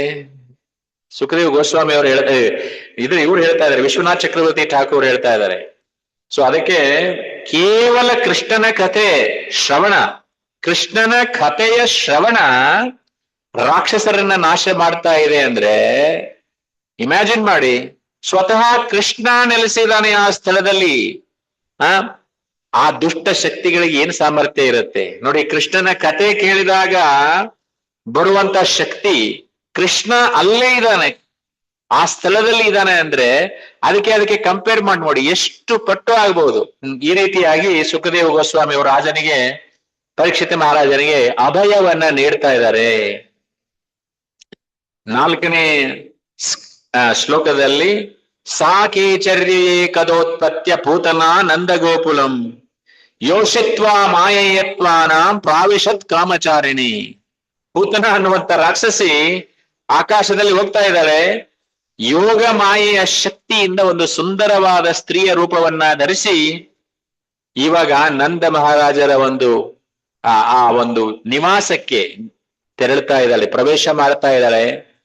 ಅಲ್ಲಿ ಮಗು ಆಟ ಆಡ್ತಾ ಇದೆ, ಕೂತ್ಕೊಂಡ್ಬಿಟ್ಟು ಇದರಲ್ಲಿ ತೊಟ್ಟಿಲಲ್ಲಿ ಕೂತ್ಕೊಂಡು ಆಟ ಆಡ್ತಾ ಇದೆ. ಇಲ್ಲಿ ಹೇಗಿದೆ ಅನ್ನೋದು ಹೇಳ್ತಾ ಇದ್ದಾರೆ. ಗೋಕುಲದ ಪ್ರವೇಶ ದ್ವಾರ ಯಾವ ರೀತಿಯಾಗಿ ಒಳಗೆ ಹೋಗ್ಬೇಕು ಯೋಚನೆ ಮಾಡಿ ತನ್ನ ರೂಪವನ್ನ ಸುಂದರ ಸ್ತ್ರೀಯಾಗಿ ಬದಲಿಸ್ಕೊಳ್ತಾ ಇದ್ದಾಳೆ. ನಿಧಾನವಾಗಿ ನಡ್ಕೊಂಡು ಹೋಗ್ತಾ ಇದ್ದಾಳೆ. ಅಲ್ಲಿ ಎಲ್ಲರೂ ನೋಡ್ತಾ ಇದ್ದಾರೆ ಅವಳನ್ನ. ಯಾರೋ ಲಕ್ಷ್ಮಿ ಬಂದಿರಬೇಕು ಅಂತ ತಿಳ್ಕೊತಾ ಇದ್ದಾರೆ, ಅಷ್ಟು ಸುಂದರ. ಯಾರೋ ಲಕ್ಷ್ಮಿ ಕೃಷ್ಣನನ್ನು ನೋಡ್ಲಿಕ್ಕೆ ಬಂದಿರಬಹುದು ಅಂತ ಹೇಳಿ ಆಶ್ಚರ್ಯಚಕಿತರಾಗ್ತಾ ಇದ್ದಾರೆ. ಪರಸ್ಪರ ಮಾತಾಡ್ತಾ ಇದ್ದಾರೆ ಒಬ್ರಿಗೊಬ್ರು. ಎಂಥ ವಸ್ತ್ರಗಳು, ಅಪರೂಪವಾದಂತಹ ಸೌಂದರ್ಯ. ಪುರುಷರು ಸ್ತ್ರೀಯರು ಎಲ್ಲರೂ ಮೋಹಿತರಾಗ್ತಾ ಇದ್ದಾರೆ. ಅವಳ ಕೈಯಲ್ಲಿ ಕಮಲದ ಹೂವಿದೆ, ಚೆನ್ನಾಗಿ ಹೂ ಮುಡ್ಕೊಂಡಿದ್ದಾಳೆ, ಸೊಗಸಾಗಿ ನಡ್ಕೊಂಡು ಬರ್ತಾ ಇದ್ದಾಳೆ. ಅವಳ ಸೌಂದರ್ಯವನ್ನ ಭಾಗವತದಲ್ಲಿ ತುಂಬಾ ಚೆನ್ನಾಗಿ ವರ್ಣನೆ ಮಾಡಿದ್ದಾರೆ. ತಾಂ ಕೇಶ ಬಂಧವ್ಯತಿ ಶಕ್ತ ಮಲ್ಲಿಕಾಂ ಬೃಹನ್ನೀ ತಂಬಸ್ಥನ ಕೃಚ್ಛಮ ಮಧ್ಯಮಾಂ ಸುವಾಸ ಸಂಕಲ್ಪಿತ ಕರ್ಣಭೂಷಣಾಂ ಕುಶೋಲ್ಲ ಸತ್ಕುಂತಲ ಮಂಡಿತಾನಾಂ. ಕೂದಲಲ್ಲಿ ಮಲ್ಲಿಗೆ ಹೂವಿನ ಮಾಲೆಯನ್ನ ಹಾಕಿದಾಳೆ. ಅದು ಕಾಕಡ ಮಲ್ಲಿಗೆ ಅಲ್ಲ, ಸುವಾಸನೆ ಬರುವಂತಹ ಮಲ್ಲಿಗೆ ಹೂ. ಕೇಶರಾಶಿ ಎಂಥ ಅದ್ಭುತವಾದಂತಹ ಕೂದಲು, ಕೇಶ ಸೊಂಟ ಚಿಕ್ಕದು, ವೃಕ್ಷಸ್ಥಳ ಪೂರ್ಣವಾಗಿ ಬೆಳೆದಿತ್ತು. ಮಕ್ಕಳಿಗೆ ಮಮತೆಯಿಂದ ಹಾಲುಡಿಸುವ ತಾಯಿಯಂತೆ ಕಾಣ್ತಾ ಇದ್ದಾಳೆ. ಸುಂದರವಾದ ವಸ್ತ್ರಗಳನ್ನ ಧರಿಸಿದ್ದಾಳೆ. ಕಿವಿಯಲ್ಲಿ ಅಮೂಲ್ಯವಾದ ಆಭರಣಗಳನ್ನ ಧರಿಸಿದ್ದಾಳೆ. ವಲ್ಗುಸ್ಮಿತಾ ಪಾಂಗ ವಿಸರ್ಗ ವೀಕ್ಷಿತೈರ್ ಮನೋಹರತಿ ರಂತಿಂ ವನಿತಾ ಮೃಜೌಸಕಂ. ಅವಳ ನಗು ಹೇಗಿತ್ತು, ಅವಳ ಮಾತು ಹೇಗಿತ್ತು, ಅವಳ ಕಟಾಕ್ಷ ಹೇಗಿತ್ತು, ಎಷ್ಟು ಆಕರ್ಷಕವಾಗಿದ್ಲು ಅಂದ್ರೆ ವ್ರಜವಾಸಿಗಳ ಮನಸ್ಸನ್ನೇ ಅವಳು ಕದ್ಲು ಬಿಟ್ಲದು. ನೋಡಿ, ರಾಕ್ಷಸಿ ವ್ರಜದ ಸ್ತ್ರೀಯರ ಪರಪರ ಹೇಳ್ಕೊಳ್ತಾ ಇದ್ದಾರೆ, ಇವಳಿಗೆ ತಿಲೋತ್ತಮೆ ಇರಬಹುದು, ತಿಲೋತ್ತಮೆಯ ಸೌಂದರ್ಯವನ್ನೇ ಕದ್ಕೊಂಡಿದ್ದಾಳೆ ಅಂತೇಳಿ. ರಂಬೆ, ಊರ್ವಶಿ, ಮೀನಕಿಯರ ಸೌಂದರ್ಯವನ್ನ ಇವಳು ಮೀರಿಸಿದಾಳೆ ಅಂತೇಳಿ ಮಾತಾಡ್ತಾ ಇದ್ದಾರೆ ಜನ ಅಲ್ಲಿ. ಯಾರು ಇರಬಹುದು ಇವಳು? ಒಬ್ಬ ವೃಷವಾಸಿ ಕೇಳ್ತಾ ಇದ್ದಾನೆ, ಕೃಷ್ಣ ಇಲ್ಲಿ ಅವತಾರ ಮಾಡ್ತಾ ಇದ್ದಾನಲ್ವಾ, ಅದಕ್ಕೆ ಕಮಲದ ಹೂ ಹಿಡ್ಕೊಂಡ್ ಬಂದಿದ್ದಾಳೆ ಅಂದ್ರೆ ಇವರು ಮಹಾಲಕ್ಷ್ಮಿನೇ ಇರಬಹುದು, ಕೃಷ್ಣನ ದರ್ಶನಕ್ಕೆ ಬಂದಿದ್ದಾಳೆ ಅಂತ ಮಾತಾಡ್ಕೊಳ್ತಾ ಇದ್ದಾರೆ. ಅದಕ್ಕೆ ಗೋಸ್ವಾಮಿ ಅವರು ಸುಖದೇವ್ ಗೋಸ್ವಾಮಿ ಅವರು ಹೇಳ್ತಾ ಇದ್ದಾರೆ, ಎಲ್ಲಿ ಕೃಷ್ಣ ಕಥೆ ನಡೀತಾ ಇದೆಯಲ್ಲ ಅಲ್ಲಿ ಸ್ವತಃ ಶ್ರೀಕೃಷ್ಣನ ಉಪಸ್ಥಿತಿ ಇದೆಯಲ್ಲ, ಅಲ್ಲಿ ರಾಕ್ಷಸರು ರಾಕ್ಷಸಿಯರು ದುಷ್ಟ ಶಕ್ತಿಗಳು ಪ್ರವೇಶ ಮಾಡ್ಲಿಕ್ಕೆ ಸಾಧ್ಯ ಇಲ್ಲ. ಅದನ್ನ ಹೇಳಿದ್ರು ಅವರು. ಸೊ ಅದಕ್ಕೆ ವೃಂದಾವನದ ಪ್ರತಿಯೊಬ್ಬರು ಕೂಡ ಕೃಷ್ಣನ ಶುದ್ಧವಾದಂತಹ ಭಕ್ತರು. ಆದ್ರೆ ಪೂತನ ಹೇಗೆ ಒಳಗೆ ಬಂದ್ಲು, ಅವರನ್ನು ಹೇಗೆ ಮೋಹಗೊಳಿಸಿದ್ಲು, ಹೇಗೆ ಸಾಧ್ಯ ಆಯ್ತು ಅವಳಿಗೆ ಅಂದ್ರೆ, ಶುದ್ಧ ಭಕ್ತರು ಎಂದಿಗೂ ಮಾಯೆಗೆ ಒಳಗಾಗೋದಿಲ್ಲ. ಅದರಿಂದ ಆಚಾರ್ಯರು ರಹಸ್ಯವನ್ನ ಹೇಳ್ತಾರೆ. ಇದು ಸಾಧ್ಯವಾಗಿದ್ದು ಹೇಗೆ ಅಂದ್ರೆ ಯೋಗ ಮಾಯೆಯ ವ್ಯವಸ್ಥೆಯಿಂದ. ಇದೆಲ್ಲ ಕೃಷ್ಣನ ಪ್ಲಾನ್. ಇದು Krishna has planned everything. Krishna has allowed her into the Vrindavan. ಈ ಲೀಲೆ ನಡಿಬೇಕು ಅಂತ ಹೇಳಿ ಯೋಗ ಮಾಯೆಯ ಒಂದು ವ್ಯವಸ್ಥೆ ಮಾಡಿದಾಳೆ. ನೋಡಿ ಕೃಷ್ಣನ ಲೀಲೆ ಹೇಗಿರುತ್ತೆ ಅಂತ ಹೇಳಿ. ಯೋಗ ಮಾಯೆ ಮತ್ತು ಕೃಷ್ಣ ಇಬ್ರು ಒಂದು ಸಂಬಂಧ, ನಿಕಟವಾದಂತಹ ಸಂಬಂಧವನ್ನ ಹೊಂದಿದ್ದಾರೆ. ಅದಕ್ಕೆ ಕೃಷ್ಣ ಯೋಗ ಮಾಯೆ ಹೇಳ್ತಾನೆ, ಈ ಮಹಿಳೆಗೆ ಈ ವೇಷದಲ್ಲಿ ಒಳಗೆ ಬರಲು ಅವಕಾಶ ಕೊಡು, ಇಲ್ಲಾಂದ್ರೆ ಅಂತವರು ವೃಂದಾವನಕ್ಕೆ ಪ್ರವೇಶನೇ ಇಲ್ಲ. ರಾಕ್ಷಸರಿಗೆ ಪಿಶಾಚಿಗಳಿಗೆ ವೃಂದಾವನಕ್ಕೆ ಪ್ರವೇಶ ಇಲ್ಲ. ಯಾಕಂದ್ರೆ ಅಲ್ಲಿ ಕೃಷ್ಣ ಕಥೆ ನಡೀತಾ ಇದೆ. ಆದ್ರೆ ಭಗವಂತನ ಅಪ್ಪಣೆ ಇದೆ ಯೋಗ ಮಾಯೆಗೆ, ಅದಕ್ಕೆ ಅಲ್ಲಿ ಅನುಮತಿ ಸಿಗ್ತಾ ಇದೆ. ಅಂಬರೀಷ್ ಮಹಾರಾಜರ ಒಂದು ಲೀಲೆಯಲ್ಲಿ ಕೂಡ ಈ ಸಂಗತಿಯನ್ನು ನೋಡ್ತೀವಿ. ದುರ್ವಾಸ ಮುನಿ ವೈಕುಂಠಕ್ಕೆ ಪ್ರವೇಶ ಮಾಡಿದ್ದು ಕೂಡ ವಿಷ್ಣುವಿನ ಅನುಮತಿಯಿಂದಲೇ, ಅದು ಶಾಶ್ವತವಾಗಿ ಅಲ್ಲ. ಈ ರೀತಿ ಸೊ ಕೆಲವೊಂದ್ಸಲ ನಾವು ಕೂಡ ಈ ಏನಾದ್ರೂ ಮಾಡ್ಬೇಕಂದ್ರೆ, ಆಲ್ಟರ್ನಲ್ಲಿ ಏನಾದ್ರೂ ಕೆಲಸ ಮಾಡ್ಬೇಕಂದ್ರೆ ನಾವು ಕೆಲವೊಂದ್ಸಲ ಕಾರ್ಪೆಂಟರ್ನ ಒಳಗ್ ಬಿಡ್ತೀವಿ. ಯಾಕಂದ್ರೆ ಓನ್ಲಿ ಸೆಕೆಂಡ್ ಇನಿಷಿಯೇಟೆಡ್ ಪೂಜಾರೀಸ್ ಮಾತ್ರ ಅಲ್ಲಿ ಒಳಗಡೆ ಹೋಗ್ತಕ್ಕದ್ದು ಇರುತ್ತೆ. ಆದ್ರೂ ಕೂಡ ಕೆಲವೊಂದ್ಸಲ ನಾವು ಬಿಡ್ಬೇಕಾಗತ್ತೆ ಒಳಗಡೆ. ಸೊ ಹೀಗೆ ಅವ್ರು ಒಳಗಡೆ ಬಂದಿದ್ದಾಳೆ. ಯೋಗ ಮಾಯ ಮೂಲಕ ವಿಶೇಷ ಅನುಮತಿ ಇದೆ. ಸುಂದರವಾದ ರೂಪವನ್ನು ಧರಿಸಿ ಬರ್ತಾ ಇದ್ದಾಳೆ. ಈ ತರ ಎಲ್ಲ ಮಾತಾಡ್ಕೊಂಡ್ರು. ಆಮೇಲೆ 7ನೇ ಶ್ಲೋಕದಲ್ಲಿ ಬಾಲಗ್ರಹಸ್ತತ್ರ ವಿಚಿನ್ವತಿ ಶಿಶೂನ್ ಯುದ್ಧಕ್ಷಯ ನಂದಗ್ರಹೇ ಸದಾಂತಕಂ ಬಾಲಂ ಪ್ರತಿಚ್ಛನ್ನ ನಿಜೋರು ತೇಜಸಂ ದದರ್ಶ ತಲ್ಪೇಗ್ನಿ ಮಿಮಾಹಿತಂ ದಸಿ ಬಸಿ. ಆ ರಾಕ್ಷಸಿ ಕೆಲಸವೇ ಮಕ್ಕಳನ್ನು ಕೊಲ್ಲುವುದು. ಅವಳು ಕೊಲ್ಲಬೇಕಾದ ಮಗುವಿನ ಬಗ್ಗೆ ಯೋಚನೆ ಮಾಡ್ತಾ ಇರ್ತಾಳೆ. ಮನೆ ಮನೆಗೆ ಹೋಗಿ ಮಕ್ಕಳನ್ನ ಕೊಲ್ಲುವಂತಹ ಉದ್ದೇಶ ಅವಳದು. ಈಗ ಯಾವುದೇ ಅಡ್ಡಿ ಇಲ್ಲದೇನೆ ಅವಳು ನಂದ ಬಾಬಾ ಅವರ ಮನೆಗೆ ಪ್ರವೇಶವನ್ನ ಮಾಡಿದಾಳೆ. ಎಲ್ಲಾ ಸ್ತ್ರೀಯರು ಅವಳನ್ನೇ ತೀವ್ರ ಕುತೂಹಲದಿಂದ ನೋಡ್ತಾ ಇದ್ದಾಳೆ. ಅವಳು ನಡ್ಕೊಂಡ್ ಬರ್ತಾ ಇದ್ದಾಳೆ. ಎಲ್ಲರೂ ಅವ್ರನ್ನ ನೋಡ್ತಾ ಇದ್ದಾರೆ. ಆಗ ಅವಳ ದೃಷ್ಟಿ ಆ ಮಗುವಿನ ಮೇಲೆ ಬೀಳ್ತಾ ಇದೆ, ಕೃಷ್ಣನ ಮೇಲೆ ಬೀಳ್ತಾ ಇದೆ. ಅವಳು ಯೋಚನೆ ಮಾಡ್ತಾಳೆ, ಇದೇ ಆ ಪರಾಕ್ರಮಿ ಮಗು, ಇವನೇನಾ ಮುಂದೆ ಕಂಸನನ್ನ ಕೊಲ್ಲೋನು. ಹೀಗೆ ಯೋಚನೆ ಮಾಡ್ತಾ ಇದ್ದಾಳೆ, ಮಗುವನ್ನ ಗಮನಿಸ್ತಾ ಇದ್ದಾಳೆ. ಆಗ ಸುಖದೇವ್ ಗೋಸ್ವಾಮಿ ಅವರು ಹೇಳ್ತಾರೆ, ಅಸತ್ಗಳನ್ನೆಲ್ಲ ನಾಶ ಮಾಡುವ ಭಗವಂತನೇ ಈ ಕೃಷ್ಣ. ಅಂದ್ರೆ ಎಲ್ಲಾ ದುಷ್ಟರನ್ನ ಸಂಹರಿಸುವವನು ಕೃಷ್ಣನೇ. ಆದರೂ ಅವರ ವೃಂದಾವನದಲ್ಲಿ ಅತ್ಯಂತ ಕೋಮಲವಾದ ಶಿಶುವಿನ ರೂಪದಲ್ಲಿ ಇದ್ದದ್ದನ್ನ ನೋಡ್ತಾ ಇದ್ದಾಳೆ ಅವಳು. ಯಾಕೆಂದ್ರೆ ನೋಡಿ, ನರಸಿಂಹದೇವರ ಅವತಾರ ಕಂಬದಿಂದ ಆಯಿತು. ಒಂದು ಕೈಯಿಂದನೇ ಹಿರಣ್ಯಕಶಿಪುವಿನ ಹೊಡೆದು ಸಾಯಿಸ್ತಾ ಇದ್ದಾರೆ ಅವರು ಸುಲಭವಾಗಿ. ನರಸಿಂಹದೇವರು ಎಂಥ ಭಯಂಕರವಾದ ರಾಕ್ಷಸ. ಹಿರಣ್ಯಕಶಿಪುನ ಕಂಡ್ರೆ ಇಂದ್ರ ಆದಿ ಅಂದ್ರೆ ಎಲ್ಲರೂ ಗಡಗಡ ನಡಗ್ತಾ ಇದ್ರಂತೆ. ಅಂಥ ಒಂದು ವ್ಯವಸ್ಥೆಯಲ್ಲಿ ನರಸಿಂಹದೇವರು ಒಂದೇ ಒಂದು ಗುದ್ದಿನಿಂದ ಅವನ್ನ ಕೊಲ್ತಾ ಇದ್ದಾರೆ. ಊರುಗಳಿಂದ ಬಗಿತಾ ಇದ್ದಾರೆ. ಕೊಟ್ಟೆಯನ್ನೆಲ್ಲ ಮಾಲೆ ರೂಪದಲ್ಲಿ ಹಾಕೊಳ್ತಾ ಇದ್ದಾರೆ. ಸಾಮಾನ್ಯವಾಗಿ ಭಗವಂತ ಲೋಕದಲ್ಲಿ ಅವತಾರ ಮಾಡಿದಾಗ ನರಸಿಂಹ, ವಾಮನ ಬೇರೆ ಬೇರೆ ರೂಪಗಳಲ್ಲಿ ಅವತಾರ ಮಾಡ್ತಾನೆ. ವರಹಾದೇವರ ರೂಪದಲ್ಲಿ ಬಂದು ಹಿರಣ್ಯಾಕ್ಷನನ್ನ ಸಂಹಾರ ಮಾಡಿದ್ದು. ಆದ್ರೆ ಈ ರೂಪದಲ್ಲಿ ಕೃಷ್ಣನಾಗಿ, ಸ್ವಯಂ ಕೃಷ್ಣನಾಗಿ ಮಗುವಿನ ರೂಪದಲ್ಲಿ ಬಂದಿದ್ದಾನೆ. ರೂಪ ಬದಲಾಯಿಸುವುದಿಲ್ಲ. ವಿಶೇಷ ಮಾಧುರ್ಯ ಇದು ಕೃಷ್ಣಂದು. ಪರೀಕ್ಷಿತ್ ಮಹಾರಾಜರು ಇದೇ ಗುಣವನ್ನ ವಿಶೇಷವಾಗಿ ಮೆಚ್ಚುತ್ತಾರೆ. ಕೋಮಲ ಬಾಲ ರೂಪದಲ್ಲಿಯೇ ಎಲ್ಲ ರಾಕ್ಷಸರನ್ನ ಸಂಹಾರ ಮಾಡ್ತಾ ಇದ್ದಾನೆ. ಇದು ಮೊದಲನೇ ಅದ್ಭುತ. ಎರಡನೇ ಅದ್ಭುತ ಅಂದ್ರೆ, ನಾರ್ಮಲಿ ಈ ಅವತಾರಗಳು ಬರುತ್ತೆ, ರಾಮ ಬಿಲ್ಲು ಬಾಣಗಳನ್ನ ಹಿಡ್ಕೊಂಡ್ ಬರ್ತಾನೆ. ಬೇರೆ ಬೇರೆ ಅವತಾರಗಳಲ್ಲಿ ಬೇರೆ ಬೇರೆ ಆಯುಧಗಳಿದೆ, ಗದಾ, ಪದ್ಮ, ಸುದರ್ಶನ ಚಕ್ರ ವಿಷ್ಣು ಅವತಾರದಲ್ಲಿ ಇದೆಲ್ಲ ಇದೆ. ಆದ್ರೆ ಈ ಒಂದು ಅವತಾರದಲ್ಲಿ ಅವನ ಹತ್ರ ಗದೆ ಇಲ್ಲ, ಸುದರ್ಶನ ಚಕ್ರ ಇಲ್ಲ, ಆಯುಧಗಳಿಲ್ಲ, ಕೈಗಳಿಂದ ಪಾದಗಳಿಂದ ಕೆಲವೊಮ್ಮೆ ತುಟಿಗಳ ಮೂಲಕ ಪ್ರಾಣವನ್ನ ಹೀರ್ತಾ ಇದ್ದಾನೆ, ರಾಕ್ಷಸರನ್ನ ಸಂಹಾರ ಮಾಡ್ತಾ ಇದ್ದಾನೆ. ಇದು ಅದ್ಭುತವಾದಂತಹ ಕೃಷ್ಣನ ಲೀಲೆ. ಒಂದನೇದ್ದು ಯಾವುದೇ ಆಯುಧ ಬಳಸೋದಿಲ್ಲ, ಎರಡನೇದ್ದು ದೇಹದ ಗಾತ್ರವನ್ನ ಎಂದು ಬದಲಾಯಿಸುವುದಿಲ್ಲ. ಇಷ್ಟೆಲ್ಲ ಮಾಡ್ತಾ ವೃಂದಾವನದಲ್ಲಿ ತನ್ನ ಮಾಧುರ್ಯವನ್ನ ಉಳಿಸ್ಕೊಂಡಿದ್ದಾನೆ. ಅಂಥ ಅದ್ಭುತವಾದಂಥ ಮಾಧುರ್ಯ, ಸೌಂದರ್ಯ. ಪರೀಕ್ಷಿತ ಮಹಾರಾಜರು ಈ ಲೀಲೆಯಿಂದ ತುಂಬಾ ಮೋಹಿತಗೊಳ್ತಾರೆ. ಇನ್ನು ಕೇಳ್ತಾ ಇದ್ದಾರೆ, ಇನ್ನು ಹೇಳಿ ಹೇಳಿ ಹೇಳಿ ಅಂತ ಹೇಳಿ. 8ನೇ ಶ್ಲೋಕದಲ್ಲಿ ವಿಬುದ್ಧತಾಂ ಬಾಲಕಮಾರಿಗ್ರಹಂ ಚರಾಚರಾತ್ಮಸ ನಿಮೀಲಿತೇಕ್ಷಣಂ ಪಯದಂಕ ಮಂತಕಂ ಯಥೋ ರಗಂ ಸುಪ್ತಮ ಬುದ್ಧಿ ರಜ್ಜದಿಹಿ. ಸುಖದೇವ ಗೋಸ್ವಾಮಿ ಹೇಳ್ತಾರೆ, ವಿಬುದ್ಧತಾಂ ಬಾಲಕಮಾರಿಗ್ರಹಂ, ಮಕ್ಕಳನ್ನು ಕೊಲ್ಲುವ ರಾಕ್ಷಸಿ ಅಂತ ಕೃಷ್ಣ ತಿಳ್ಕೊಂಡ. ಚರಾಚರಾತ್ಮ, ಕೃಷ್ಣನಿಗೆಲ್ಲ ಗೊತ್ತು, ಎವ್ರಿಥಿಂಗ್ ಕೃಷ್ಣ ನೋಸ್. ಚರಾಚರ ಅವನು, ವಿಶ್ವದ ಅಧಿಪತಿ ಅವನು, ಪರಮ ದೇವೋತ್ತಮ ಪುರುಷ, ಪ್ರತಿಯೊಂದು ಅಣುವಿನಲ್ಲಿಯೂ ಪರಮಾತ್ಮನಾಗಿ ವಿರಾಜಮಾನಾಗಿದ್ದಾನೆ. ಸ ನಿಮಿಲಿತೆ ಕ್ಷಣ ಅಂದ್ರೆ ಅವ್ರ ಕೃಷ್ಣನನ್ನ ಪೂತನ ಎತ್ತಿಕೊಂಡಾಗ ಕೃಷ್ಣ ಕಣ್ಣು ಮುಚ್ಚಿದ್ನಂತೆ. ಬೇರೆ ಬೇರೆಯವರು ಬೇರೆ ಬೇರೆ ಇದನ್ನ ಕಾರಣಗಳನ್ನ ಕೊಡ್ತಾರೆ. ಇದಕ್ಕೆ ಅನೇಕ ಕಾರಣಗಳನ್ನ ಕೊಡ್ತಾರೆ. ಮೊದಲನೇದಾಗಿ ಅವಳು ಬಂದಿರತಕ್ಕಂತ ಉದ್ದೇಶ ಸರಿ ಇರ್ಲಿಲ್ಲ, ಅಶುಭವಾಗಿತ್ತು. ಅದಕ್ಕೆ ಕಣ್ಣು ಮುಚ್ಚಿದ ಅವನು. ನೋಡಿ, ಅವಳನ್ನ ನೋಡುವಂತ ಇದು ಕೂಡ ಮಾಡ್ಲಿಲ್ಲ ಅವನು, ಕಣ್ಣಿನಿಂದ ನೋಡಕ್ ಸಹಿತ ಇಷ್ಟ ಪಡ್ಲಿಲ್ಲ. ಅವಳ ಮುಖ ನೋಡ್ಲಿಕ್ಕೆ ಇಚ್ಛೆ ಪಡ್ಲಿಲ್ಲ, ಅದಕ್ಕೆ ಕಣ್ಣು ಮುಚ್ಚಿದ ಅಂತ ಹೇಳ್ತಾರೆ. ಆದ್ರೆ ಅಂತರಂಗದೊಳಗೆ ಯೋಚನೆ ಮಾಡ್ತಾನೆ, ಇವಳು ಹಿಂದಿನ ಜನ್ಮದಲ್ಲಿ ಯಾರು ಇರಬಹುದು ಅಂತೇಳಿ ಯೋಚನೆ ಮಾಡ್ತಾ ಇದ್ದಾನೆ. ಯಾಕೆ ಬಂದಿದ್ದಾಳೆ ಇವಳು ಅಂತ ಹೇಳಿ.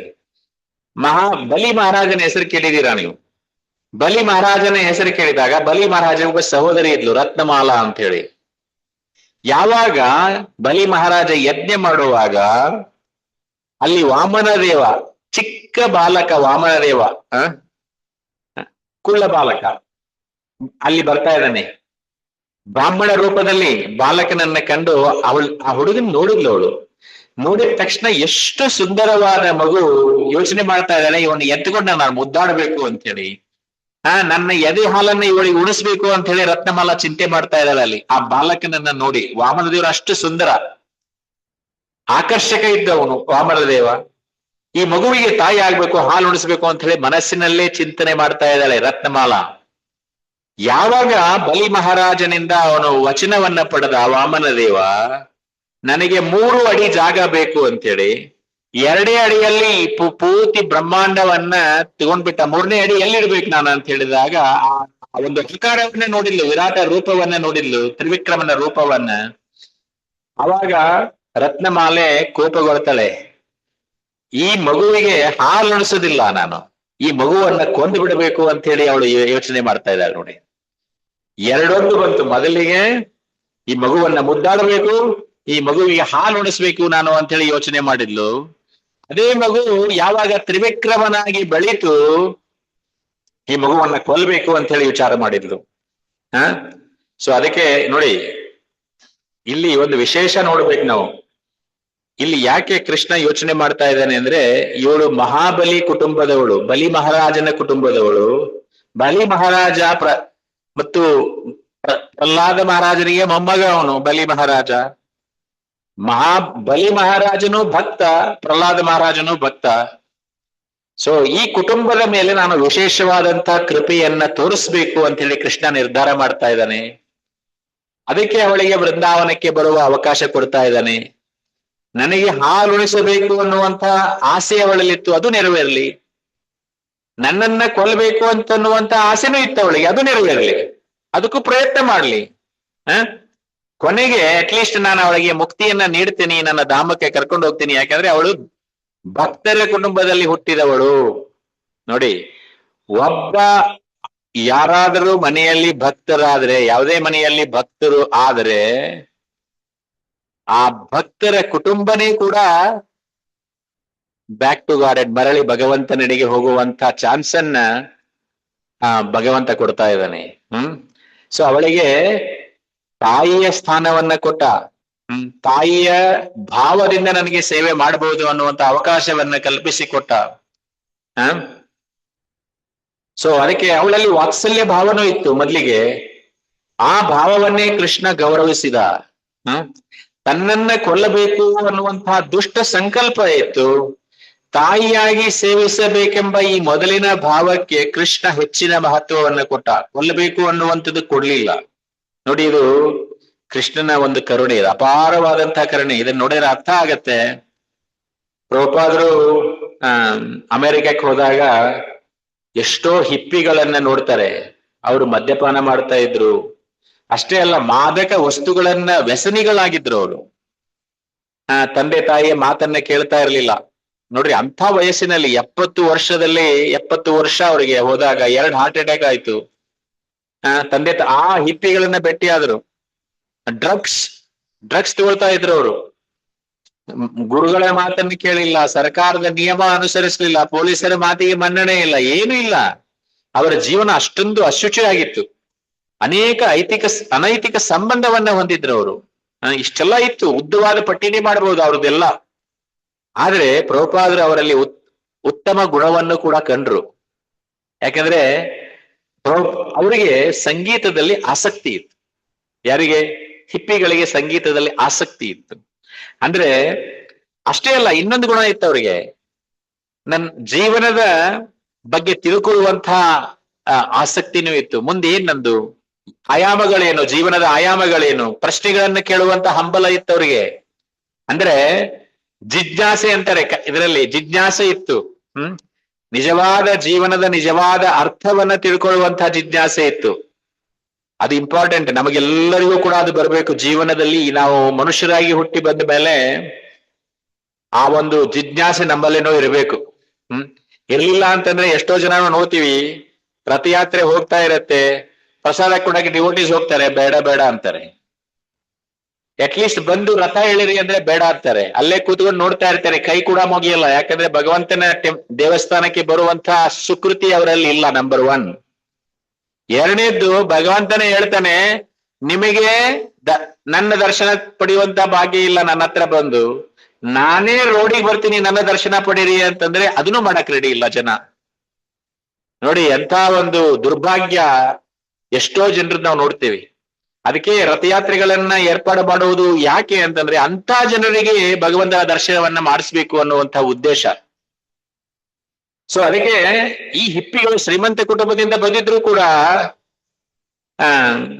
ಅವರಲ್ಲಿ ಒಂದು ವಿಶೇಷವಾದಂತಹದ್ದು ಒಂದು ಇತ್ತಲ್ಲ. ಅದಕ್ಕೆ ಪ್ರಭುಪಾದರು ಯೋಚನೆ ಮಾಡ್ತಾರೆ, ಇವರು ಸಂಗೀತದಲ್ಲಿ ಆಸಕ್ತಿ ಇದೆ, ಅದಕ್ಕೆ ಇವರಿಗೆ ಹರೇ ಕೃಷ್ಣ ಮಹಾಮಂತ್ರವನ್ನ ಇವ್ರ ಕಡೆಯಿಂದ ಹಾಡ್ಸೋಣ ಅನ್ನುವಂಥ ಒಂದು ವಿಚಾರವನ್ನ ಅವ್ರು ಪಡಿತಾರೆ. ಅದಕ್ಕೆ ಇಲ್ಲಿ ಪೂರ್ತನೆ ಕೃಷ್ಣ ವಿಚಾರ ಮಾಡಿದ್ದು, ನನಗೆ ಹಾಲು ಉಣ್ಸಕ್ ಬಂದಿದಲ್ಲ ಅದು ಸಾಕು, ನಾ ಅದು ತಗೊಳ್ತೀನಿ. ವಿಷ ಉಣ್ಸಕ್ ಬಂದಿದ್ದು ನಾ ತಗೊಳ್ಳಲ್ಲ, ಒಳ್ಳೆಯ ಗುಣವನ್ನ ನಾ ತಗೊಳ್ತೀನಿ ಅಂತೇಳಿ ಕೃಷ್ಣ ಹೇಳ್ತಾ ಇದ್ದಾನೆ. ಅದಕ್ಕೆ ಸೊ ಇವರಿಗೆ ಪ್ರಭುಪಾದರ ಒಂದು ಗುಣವನ್ನ ಇಲ್ಲಿ ಹೇಳ್ತಾ ಇದ್ದಾರೆ. ಇವ್ರನ್ನ ಅದ್ಭುತ ಭಕ್ತರನ್ನಾಗಿ ರೂಪ ಮಾಡಿದ್ರು ಅವರು, ಅವರ ದುರ್ಗುಣಗಳನ್ನ ಕರೆಗಣಿಸಿದ್ರು. ಅದೇ ರೀತಿ ಕೃಷ್ಣ ಇಲ್ಲಿ ಪೂತನೆಯ ಒಂದು ದುರ್ಗುಣಗಳನ್ನ ಲೆಕ್ಕ ಹಾಕ್ಲಿಲ್ಲ. ಹಾಲು ಉಣಸಕ್ ಬಂದಿದಳಲ್ಲ, ತಾಯಿಯ ಒಂದು ಮೋಕ್ಷವನ್ನ ಕೊಡೋಣ ಅಂತ ಹೇಳಿ ಭಗವಂತ ಯೋಚನೆ ಮಾಡಿದ. ಸೊ ಅದಕ್ಕೆ ಒಂದು ರಾಕ್ಷಸಿ ನನ್ನನ್ನ ಸಂಹರಿಸ್ಲಿಕ್ಕೆ ಬಂದಿದ್ದಾಳಲ್ಲ ಅಂತ ಒಂದು ರಾಕ್ಷಸಿಯ ಆದ್ರಿಂದ ಅವನು ಕಣ್ಣೆ ತೆಗಿಲಿಲ್ಲ ಅಂತ, ಅವಳು ನೋಡ್ಲೇ ಇಲ್ಲಂತೆ. ಆದ್ರೆ ನೀನ್ ಹೊರಗಿನಿಂದ ನೋಡಿದ್ರೆ ತಾಯಿಯಂತೆ ಅತ್ಯಂತ ಸುಂದರವಾಗಿ ಕಾಣ್ತಾ ಇದೆಯಾ, ಆದ್ರೆ ನಿನ್ನ ಹೃದಯ ಅಷ್ಟು ಅಶುದ್ಧವಾಗಿದೆ, ನಿನ್ನೊಳಗೆ ಭಯಂಕರವಾದ ದುಷ್ಟ ಸಂಕಲ್ಪ ಇದೆ ಅಂತ ಹೇಳಿ ಅವ್ರು ಕಣ್ಣು ಮುಚ್ಚಿಕೊಂಡ್ರು ಅಂತ ಹೇಳ್ತಾರೆ. ಭಗವಂತ ಇನ್ನೊಮ್ಮೆ ಯೋಚನೆ ಮಾಡ್ತಾನೆ, ಈಗ ಇವಳು ವಿಷ ಬೆರೆಸಿದ ಹಾಲನ್ನ ನನ್ನ ಕುಡಿಸ್ತಾ ಇದ್ದಾಳೆ, ಮಕ್ಕಳಿಗೆ ಕೈಯಾದ ಔಷಧಿ ಇಷ್ಟ ಆಗೋದಿಲ್ಲ, ನನಗೂ ಕೈಯಾದ ವಿಷ ಇಷ್ಟ ಇಲ್ಲ. ಅದಕ್ಕೆ ಅವರು ಕಣ್ಣು ಮುಚ್ಚಿಕೊಂಡ್ರು ಅಂತ ಹೇಳ್ತಾರೆ. ಅದಕ್ಕೆ ಇನ್ನೊಂದು ಕಾರಣನೂ ಕೊಡ್ತಾರೆ. ಕೃಷ್ಣ ಅಲ್ಲಿ ಶಿವನನ್ನ ಕರೆದಂತೆ, ಭಗವಾನ್ ಶಿವನನ್ನ ಕರೆದಂತೆ, ನೀನು ವಿಷ ಕುಡಿ, ನಾನು ಹಾಲು ಕುಡಿತೀನಿ ಅಂತ ಹೇಳಿ. ವಿಷ ಕುಡಿಯೋದು ನಿನ್ ಕೆಲಸ. ಯಾಕಂದ್ರೆ ಕೃಷ್ಣಗೆ ಏನಂತಾರ, ಶಿವನಿಗೆ ಏನಂತಾರ, ವಿಷಕಂಠ. ಶಿವನಿಗೆ ಇನ್ನೊಂದು ಹೆಸರೇನು, ವಿಷಕಂಠ ಅಂತ. ಅದಕ್ಕೆ ನೀನು ವಿಷ ಕುಡಿಯಪ್ಪ, ನಾನು ಹಾಲು ಕುಡಿತೀನಿ ಅಂತ ಹೇಳಿ. ಅದಕ್ಕೆ ನಾವಿಬ್ರು ಸೇರಿ ಈ ಕೆಲಸ ಮುಗಿಸೋಣ ಅಂತ ಹೇಳಿ ಶಿವನನ್ನ ಕರೀತಾರಂತೆ. ಯಾಕಂದ್ರೆ ಸಮುದ್ರ ಮಂಥನ ಸಮಯದಲ್ಲಿ ಹಲಾಹಲ ಅಂದ್ರೆ ವಿಷ ಕುಡಿಲಿಕ್ಕೆ ಕೃಷ್ಣ ಯಾರನ್ನ ಕರೆದ, ಶಿವನನ್ನ ಕರೆದ. ಶಿವ ವಿಷವನ್ನ ಕುಡಿದ, ಇಲ್ಲಿ ಗಂಟಲದಲ್ಲಿ ಇಟ್ಕೊಂಡದಕ್ಕೆ ಅವನಿಗೆ ನೀಲಕಂಠ ಅಂತ ಹೆಸರು. ಶಿವನು ಕೂಡ ಕೃಷ್ಣನ ವಿಸ್ತಾರ ರೂಪ. ವಿಶೇಷವಾಗಿ ಸಂಹಾರ ಕಾರ್ಯಕ್ಕಾಗಿ ಅಥವಾ ಹಲಾಹಲ ವಿಷವನ್ನ ಸ್ವೀಕರಿಸುವಂತಹ ಕಾರ್ಯಗಳಿಗಾಗಿ ಕೃಷ್ಣ ಶಿವನನ್ನ ಕರೀತಾನೆ. ಸೊ ನಾನು ಅವಳನ್ನ ನೋಡಿದರೆ ಅವಳ ದುಷ್ಟ ಉದ್ದೇಶ ನನ್ನ ಗಮನಕ್ಕೆ ಬರುತ್ತೆ, ಅದಕ್ಕೆ ಕಣ್ಣು ಮುಚ್ಚಿಕೊಳ್ತೀನಿ ನಾನು ಅಂತ ಹೇಳಿ ಕಣ್ಣು ಮುಚ್ಚಿಕೊಳ್ತಾ ಇದ್ದಾರೆ. ಬೇರೆ ಬೇರೆ ಕಾರಣಗಳನ್ನ ಕೊಡ್ತಾ ಇದ್ದಾರೆ ಯಾಕೆ ಕಣ್ಣು ಮುಚ್ಚಿದ ಅಂತ ಹೇಳಿ. ಇನ್ನೊಂದು ಕಾರಣವನ್ನ ಕೊಡ್ತಾನೆ, ನಾನು ನನ್ನ ಉಗ್ರ ದೃಷ್ಟಿಯನ್ನ ಅವಳ ಮೇಲೆ ಬೀರಿದ್ರೆ, ಅಕಸ್ಮಾತ್ ಆಗಿ ನನ್ನ ದೃಷ್ಟಿ, ಉಗ್ರವಾದಂತಹ ದೃಷ್ಟಿ ಅವಳ ಮೇಲೆ ಬಿದ್ರೆ ಅವಳು ಒಂದು ಕ್ಷಣದಲ್ಲಿ ಭಸ್ಮವಾಗಿ ಹೋಗಿಬಿಡ್ತಾಳೆ. ಅದಕ್ಕೆ ನಾನು ಕಣ್ಣು ಮುಚ್ಚಿಕೊಂಡಿದ್ದೀನಿ ಅಂತ ಹೇಳ್ತಾನೆ ಕೃಷ್ಣ. ಈ ಆಚಾರ್ಯರು ಬೇರೆ ಬೇರೆ ಬೇರೆ ಕಾರಣಗಳನ್ನು ಕೊಡ್ತಾರೆ. ಚರಾಚರಾತ್ಮಸ ನಿಮಲಿತೇ ಕ್ಷಣಂ. ಮುಂದೆ ಅವರು ಹೇಳ್ತಾರೆ, ಅನಂತ ಮಾರೋಪಯದಂತ ಮಂತಕಂ. ಅನಂತ ಶಕ್ತಿ ಉಳ್ಳಂತಹ ಭಗವಂತ ಆ ಪೂತನ ತನ್ನ ಮಡಲಿಗೆ ಎತ್ತಿಕೊಳ್ತಾ ಇದ್ದಾಳೆ. ಆ ಮಡಲಿಗೆ ಬಂದಿರೋವನು ಯಾರು? ತನ್ನನ್ನೇ ಸಂಹಾರ ಮಾಡ್ತಕ್ಕಂಥ ಮರಣ ಸ್ವರೂಪ. ಎಷ್ಟೊಂದು ಮೂರ್ಖತನ ಇಲ್ಲಿ. ತನ್ನನ್ನ ಕೊಲ್ಲಲಿರ್ತಕ್ಕಂಥ ಮಗುವನ್ನೇ ಅವಳು ತನ್ನ ಮಡಿಲಲ್ಲಿ ಏರಿಸಿಕೊಳ್ತಾ ಇದ್ದಾಳೆ. ಮುಂದೆ ಒಂದು ಉಪಮೇಯನ್ನ ಕೊಡ್ತಾಳೆ. ಯಾರಾದ್ರೂ ಹಾವನ್ನ ಹಗ್ಗ ಅಂತ ತಿಳ್ಕೊಂಡ್ರೆ ಹೇಗೆ? ಒಬ್ಬ ಹಗ್ಗವನ್ನ ತೆಗೆದುಕೊಂಡು ಬಟ್ಟೆಗಳನ್ನ ಕಟ್ಟೋಣ ಅಂತ ಹೇಳಿ ಎತ್ಕೊಳ್ತಾನೆ, ಅದು ಹಗ್ಗ ಅಲ್ಲ, ಹಾವು. ಹಾಗೆ ಪೂತನ ಏನ್ ಮಾಡಿದ್ಲು, ಮಗು ಯಾರಂತ ಗೊತ್ತಿಲ್ಲ, ಕೃಷ್ಣನನ್ನ ಹಾವಿನಂತೆ ಎತ್ತಿಕೊಂಡ್ಲು. ಅದು ಹಾವು ಗೊತ್ತಿದೆ, ಆದ್ರೆ ಅವನನ್ನ ಸಾಮಾನ್ಯ ಮಗುವಂತೆ ಭಾವಿಸಿದ್ಲು ಅವಳು. 9ನೇ ಶ್ಲೋಕದಲ್ಲಿ 8ನೇ ಶ್ಲೋಕದಲ್ಲಿ ಕೃಷ್ಣನ ಮಹಿಮೆಯನ್ನ ಹೇಳ್ತಾರೆ. ಪೂತನ ಅವಳನ್ನ ಹಗ್ಗ ಅಂತ ಭಾವಿಸಿದ್ಲು, ಆದ್ರೆ ಅವನು ಹಾವಿನಂತೆ ಅಪಾರ ಶಕ್ತಿ ಉಳ್ಳವನು, ಚರಾಚರಾತ್ಮ. ಸೊ ಮುಂದೆ ಒಂದು ಉಪಮೇಯವನ್ನ ಕೊಡ್ತಾರ, ಕೋಶ ಪರಿಚ್ಛದ ಅನ್ನುವಂತ. ಅಂದ್ರೆ ಒಂದು ಕತ್ತಿಯನ್ನ ಅದರ ಒರೆಯಲ್ಲಿ ಇಡ್ತಾರೆ. ಒಳಗಡೆ ಕತ್ತಿಗೆ ಒಂದು ಜಾಗ ಇರುತ್ತಲ್ಲ, ಒರೆಯಲ್ಲಿ ಇಡ್ತಾರೆ. ಆದ್ರೆ ಒರೆಯನ್ನ ತುಂಬಾ ಚೆನ್ನಾಗಿ ಸುಂದರವಾಗಿ ಡಿಸೈನ್ ಎಲ್ಲ ಮಾಡಿರ್ತಾರೆ, ಅದ್ರ ಮೇಲೆ ಚೆನ್ನಾಗಿ ಪೇಂಟಿಂಗ್ ಎಲ್ಲ ಮಾಡಿರ್ತಾರೆ. ಅಂದ್ರೆ ಕವರ್, ಕತ್ತಿಯನ್ನ ಕಸೂತಿಯನ್ನ ಹಾಕಿರ್ತಾರೆ, ಅಲಂಕಾರ ಇರುತ್ತೆ. ಆದ್ರೆ ಒಳಗಡೆ ಏನಿದೆ? ತೀಕ್ಷ್ಣವಾದಂತಹ ಕತ್ತಿ ಇದೆ. ಅದೇ ರೀತಿಯಲ್ಲಿ ಪೂತನ ಹೊರಗಿನಿಂದ ಸುಂದರವಾದ ವಸ್ತ್ರಗಳನ್ನ ಹಾಕಿದಾಳೆ. ಅವಳ ಮುಖ ಆಕರ್ಷಕವಾಗಿತ್ತು, ಕೈಯಲ್ಲಿ ಕಮಲವನ್ನೇ ಬೇರೆ ಹಿಡ್ಕೊಂಡಿದ್ದಾಳೆ, ಲಕ್ಷ್ಮೀ ದೇವಿ ಅಂತ ಕಾಣ್ತಾ ಇದ್ದಾಳೆ. ಆದ್ರೆ ಒಳಗೆ ದುಷ್ಟ ಉದ್ದೇಶವನ್ನ ತುಂಬಿಕೊಂಡಿದ್ದಾಳೆ. ಸೊ ಹೊರಗಿನಿಂದ ಕತ್ತಿಯ ವರೆಯಂತೆ, ಒಳಗೆ ತೀಕ್ಷ್ಣ ಕತ್ತಿಯಂತೆ ಅಪಾಯಕಾರಿ. ಹೇಳ್ತಾ ಇದ್ದಾರೆ ಇಲ್ಲಿ ಯಶೋಧ ಮತ್ತು ರೋಹಿಣಿ ಮಾತಾ ಅಲ್ಲೇ ಇದ್ದಾರೆ, ಯೋಚನೆ ಮಾಡ್ತಾ ಇದ್ದಾರೆ. ಎಷ್ಟು ಇವಳಿಗೆ ನಮ್ಮ ಮಗುವಿನ ಮೇಲೆ ಪ್ರೀತಿ ಹೇಳ್ತಾ ಇದ್ದಾರೆ ಅವರು. ಅವಳ ಕಣ್ಣುಗಳಲ್ಲಿ ಎಷ್ಟು ವಾತ್ಸಲ್ಯ ಇದೆ. ಅವಳು ನಮ್ಮ ಕೃಷ್ಣನನ್ನ ಎತ್ತಿಕೊಂಡು ಹಾಲು ಉಣಿಸಿದ್ರೆ ಎಷ್ಟು ಆರೋಗ್ಯವಂತನಾಗಿರ್ಬೋದು. ಯಾಕಂದ್ರೆ ಅವಳ ದೇಹದಲ್ಲಿ ಹಾಲು ಕಾಣ್ತಾ ಇದೆ ಅವರಿಗೆ. ಇವಳೇನಾದ್ರೂ ಹಾಲನ್ನ ಕುಡಿಸಿದ್ರೆ ನನ್ನ ಮಗುವಿಗೆ ಇನ್ನೂ ಬಲಶಾಲಿ ಆಗ್ತಾನೆ ಅನ್ನುವಂತ ಯೋಚನೆಯನ್ನ ಮಾಡ್ತಾ ಇದ್ದಾರೆ ಅವರು. ಸೊ ಕೃಷ್ಣನನ್ನ ಎತ್ಕೊಳ್ಳಿ, ತೊಂದರೆ ಇಲ್ಲ. ಸಂತೋಷದಿಂದ ಕೃಷ್ಣನನ್ನ ಅವ್ರ ಕೈ ಕೊಡ್ತಾ ಇದ್ದಾರೆ ಅವರು.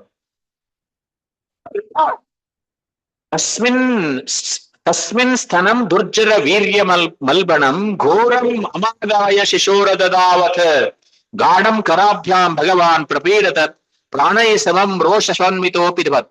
ಇಲ್ಲಿ ಹೇಳ್ತಾ ಇದ್ದಾರೆ, ಪೂತನ ಮಗುವನ್ನು ಎತ್ತಿಕೊಂಡು ಏಕಾಂತವಾದಂತ ಸ್ಥಳಕ್ಕೆ ಹೋಗ್ತಾ ಇದ್ದಾರೆ.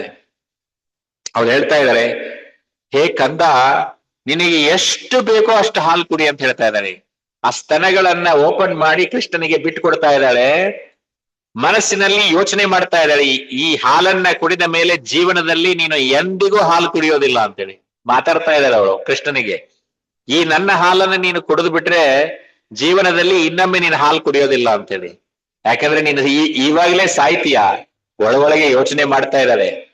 ಕೃಷ್ಣ ಅವಳ ಸ್ತನವನ್ನ ಹಿಡಿದು ಹಾಲು ಕುಡಿಲಿಕ್ಕೆ ಪ್ರಾರಂಭ ಮಾಡಿದ. ದುರ್ಜರ ವೀರ್ಯ ಮಲ್ಬಣಂ ಅಂದ್ರೆ ಅತ್ಯಂತ ಭಯಾನಕವಾದ ವಿಷವನ್ನ ಅವಳು ಸ್ತನದಲ್ಲಿ ಲೇಪನೆ ಮಾಡಿದ್ಲು ಸ್ತನಕ್ಕೆ.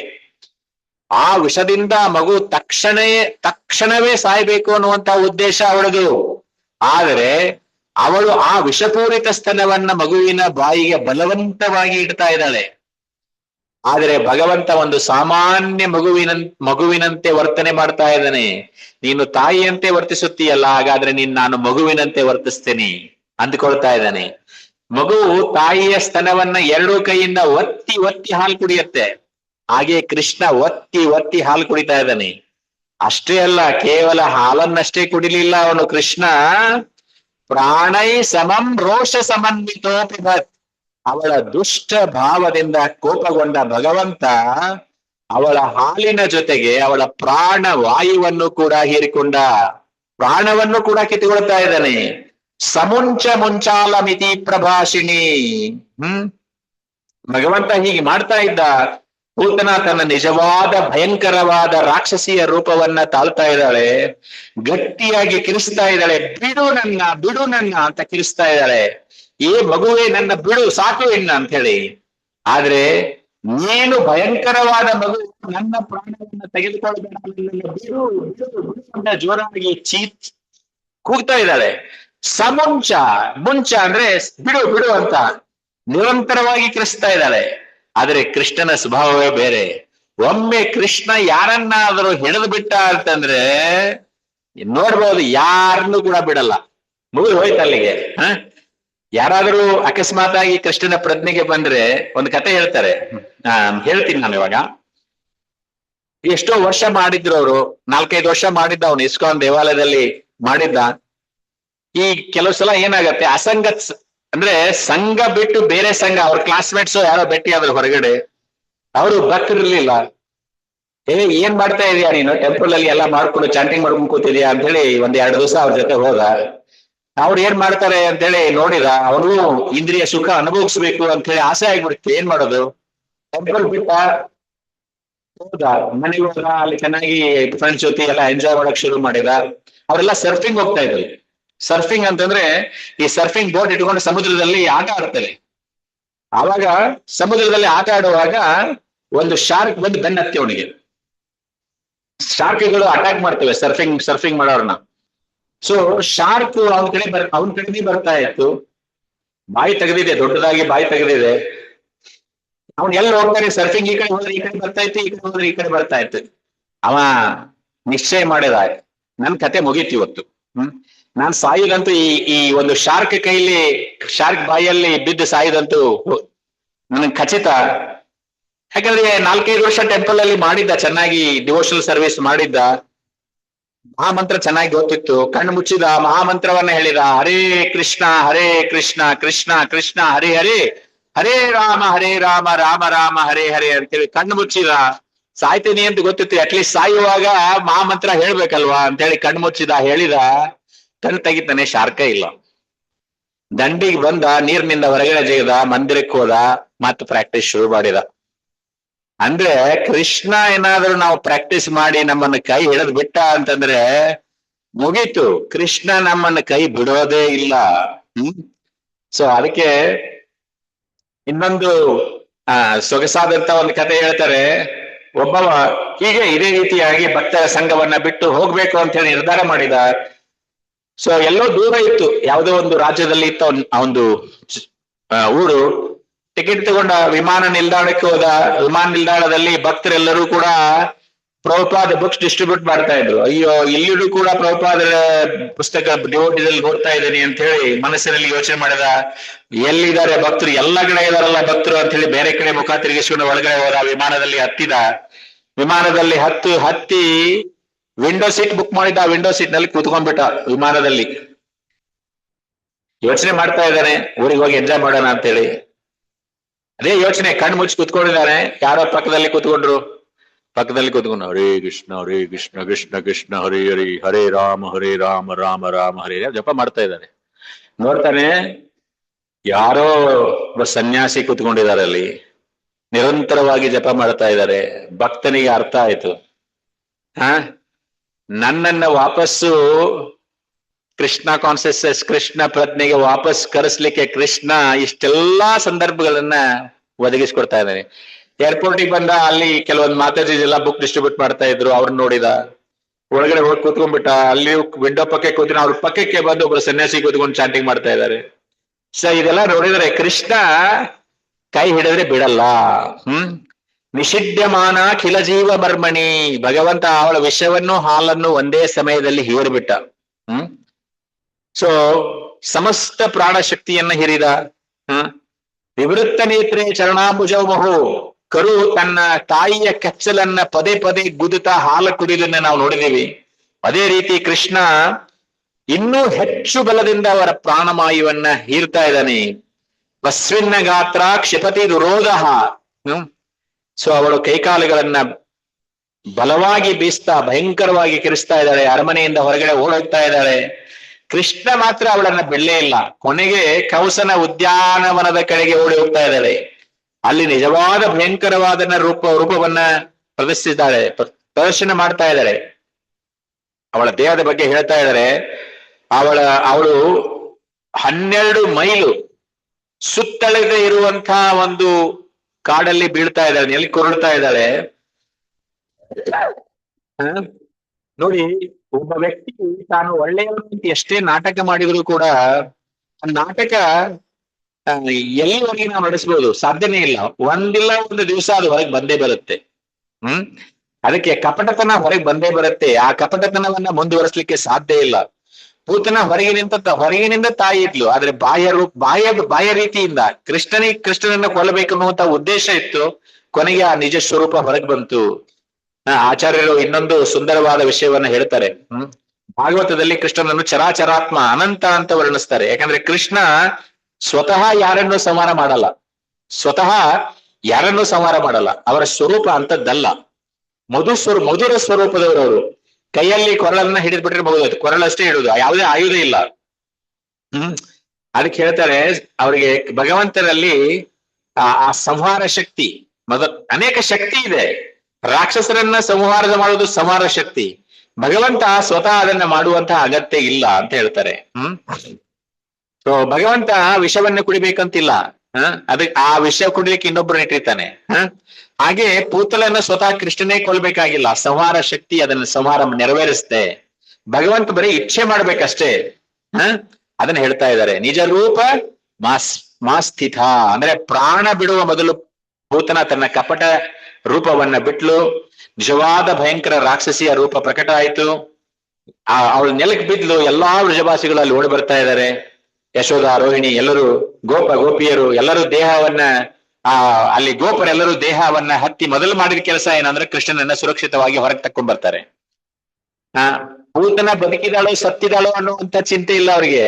ಯಾಕಂದ್ರೆ ಅವ್ರ ಪಾಲಿಗೆ ಕೃಷ್ಣ ಸ್ವಂತ ಪ್ರಾಣಕ್ಕಿಂತಲೂ ಅಮೂಲ್ಯ ಅಂತ. ಪೂತನ ಮತ್ತೆ ಎದ್ದು ಎಲ್ಲಿ ಅವ್ರ ಮೇಲೆ ದಾಳಿ ಮಾಡಿದ್ರು ಕೂಡ ಅದನ್ನ ಅವ್ರ ಲೆಕ್ಕ ಮಾಡಿಲ್ಲ. ಅವ್ರಿಗೆ ಮುಖ್ಯವಾಗಿದ್ದು ಕೃಷ್ಣನ ರಕ್ಷಣೆ. ಸೊ ಈ ರೀತಿ ಕೃಷ್ಣನನ್ನ ಹೊರಗಡೆ ತೆಗೆದು ಯಶೋದೆ ಕೈ ಕೊಡ್ತಾರೆ. ಪೂತನ ಸತ್ತ ನಂತರ ಎಲ್ಲಾ ಗೋಪಿಯರು ಅವಳ ಕಾಯವನ್ನು ನೋಡ್ಲಿಕ್ಕೆ ಬರ್ತಾ ಇದ್ದಾರೆ. ಎಂಥ ದೇಹ ಅದು. ಅದನ್ನೆಲ್ಲ ವಿವರಣೆಯನ್ನ 15ರಿಂದ 17ನೇ ಶ್ಲೋಕದಲ್ಲಿ ಕೊಡ್ತಾ ಇದ್ದಾರೆ. ಹಲ್ಲುಗಳು ಯಾವ ರೀತಿ ಇತ್ತು?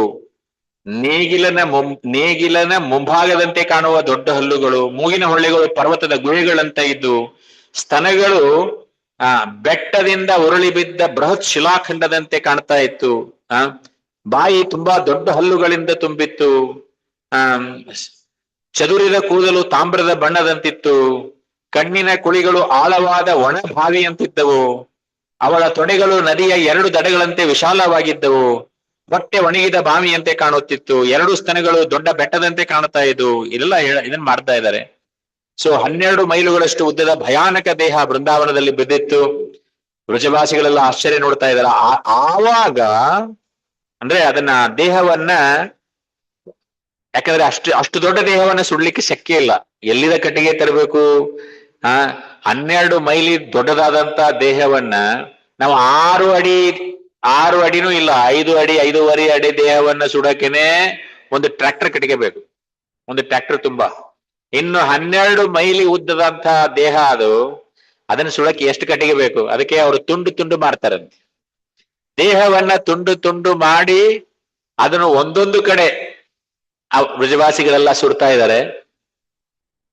ಯಾಕಂದ್ರೆ ಮುಗಿಸ್ತೀನಿ ನಾನು, ಇನ್ನು ಕತೆ ದುಡಿದಿದೆ ಇದು, ಆದ್ರೆ 1 hour ಆಗ್ತಾ ಬಂತು ಅಂತ ಹೇಳಿ ನಾನು ಮುಗಿಸ್ತೀನಿ. ಅದು ಸುಡ್ತಾ ಇದ್ದಾಗ ಯಾವಾಗ ಕೃಷ್ಣನ ಸ್ಪರ್ಶ ಆಯ್ತು, ದೇಹ ಸುಗಂಧದಿಂದ ಆ ಎಲ್ಲ ಬ್ರಜದಲ್ಲಿ ಎಲ್ಲ ಸುಗಂಧದ ವಾಸನೆ ಬರ್ತಾ ಇತ್ತಂತೆ ಸುಡುವಾಗ.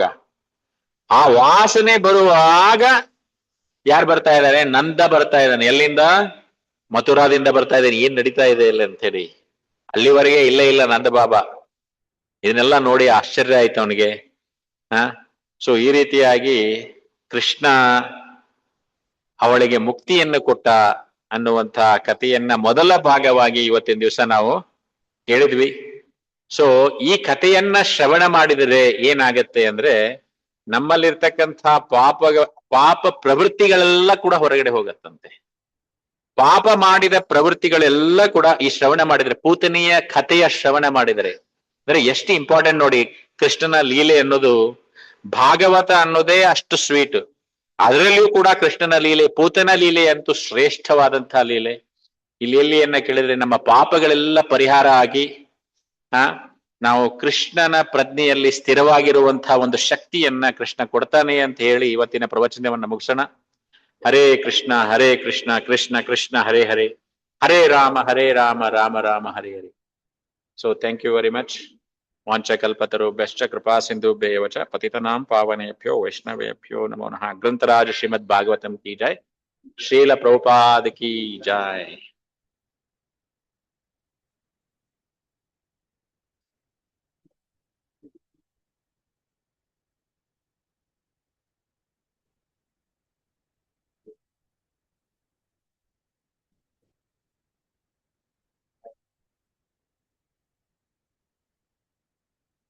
ಹರೇ ಕೃಷ್ಣ ಕೃಷ್ಣ ಕೃಷ್ಣ ಹರೇ ಹರೇ, ಹರೇ ರಾಮ ಹರೇ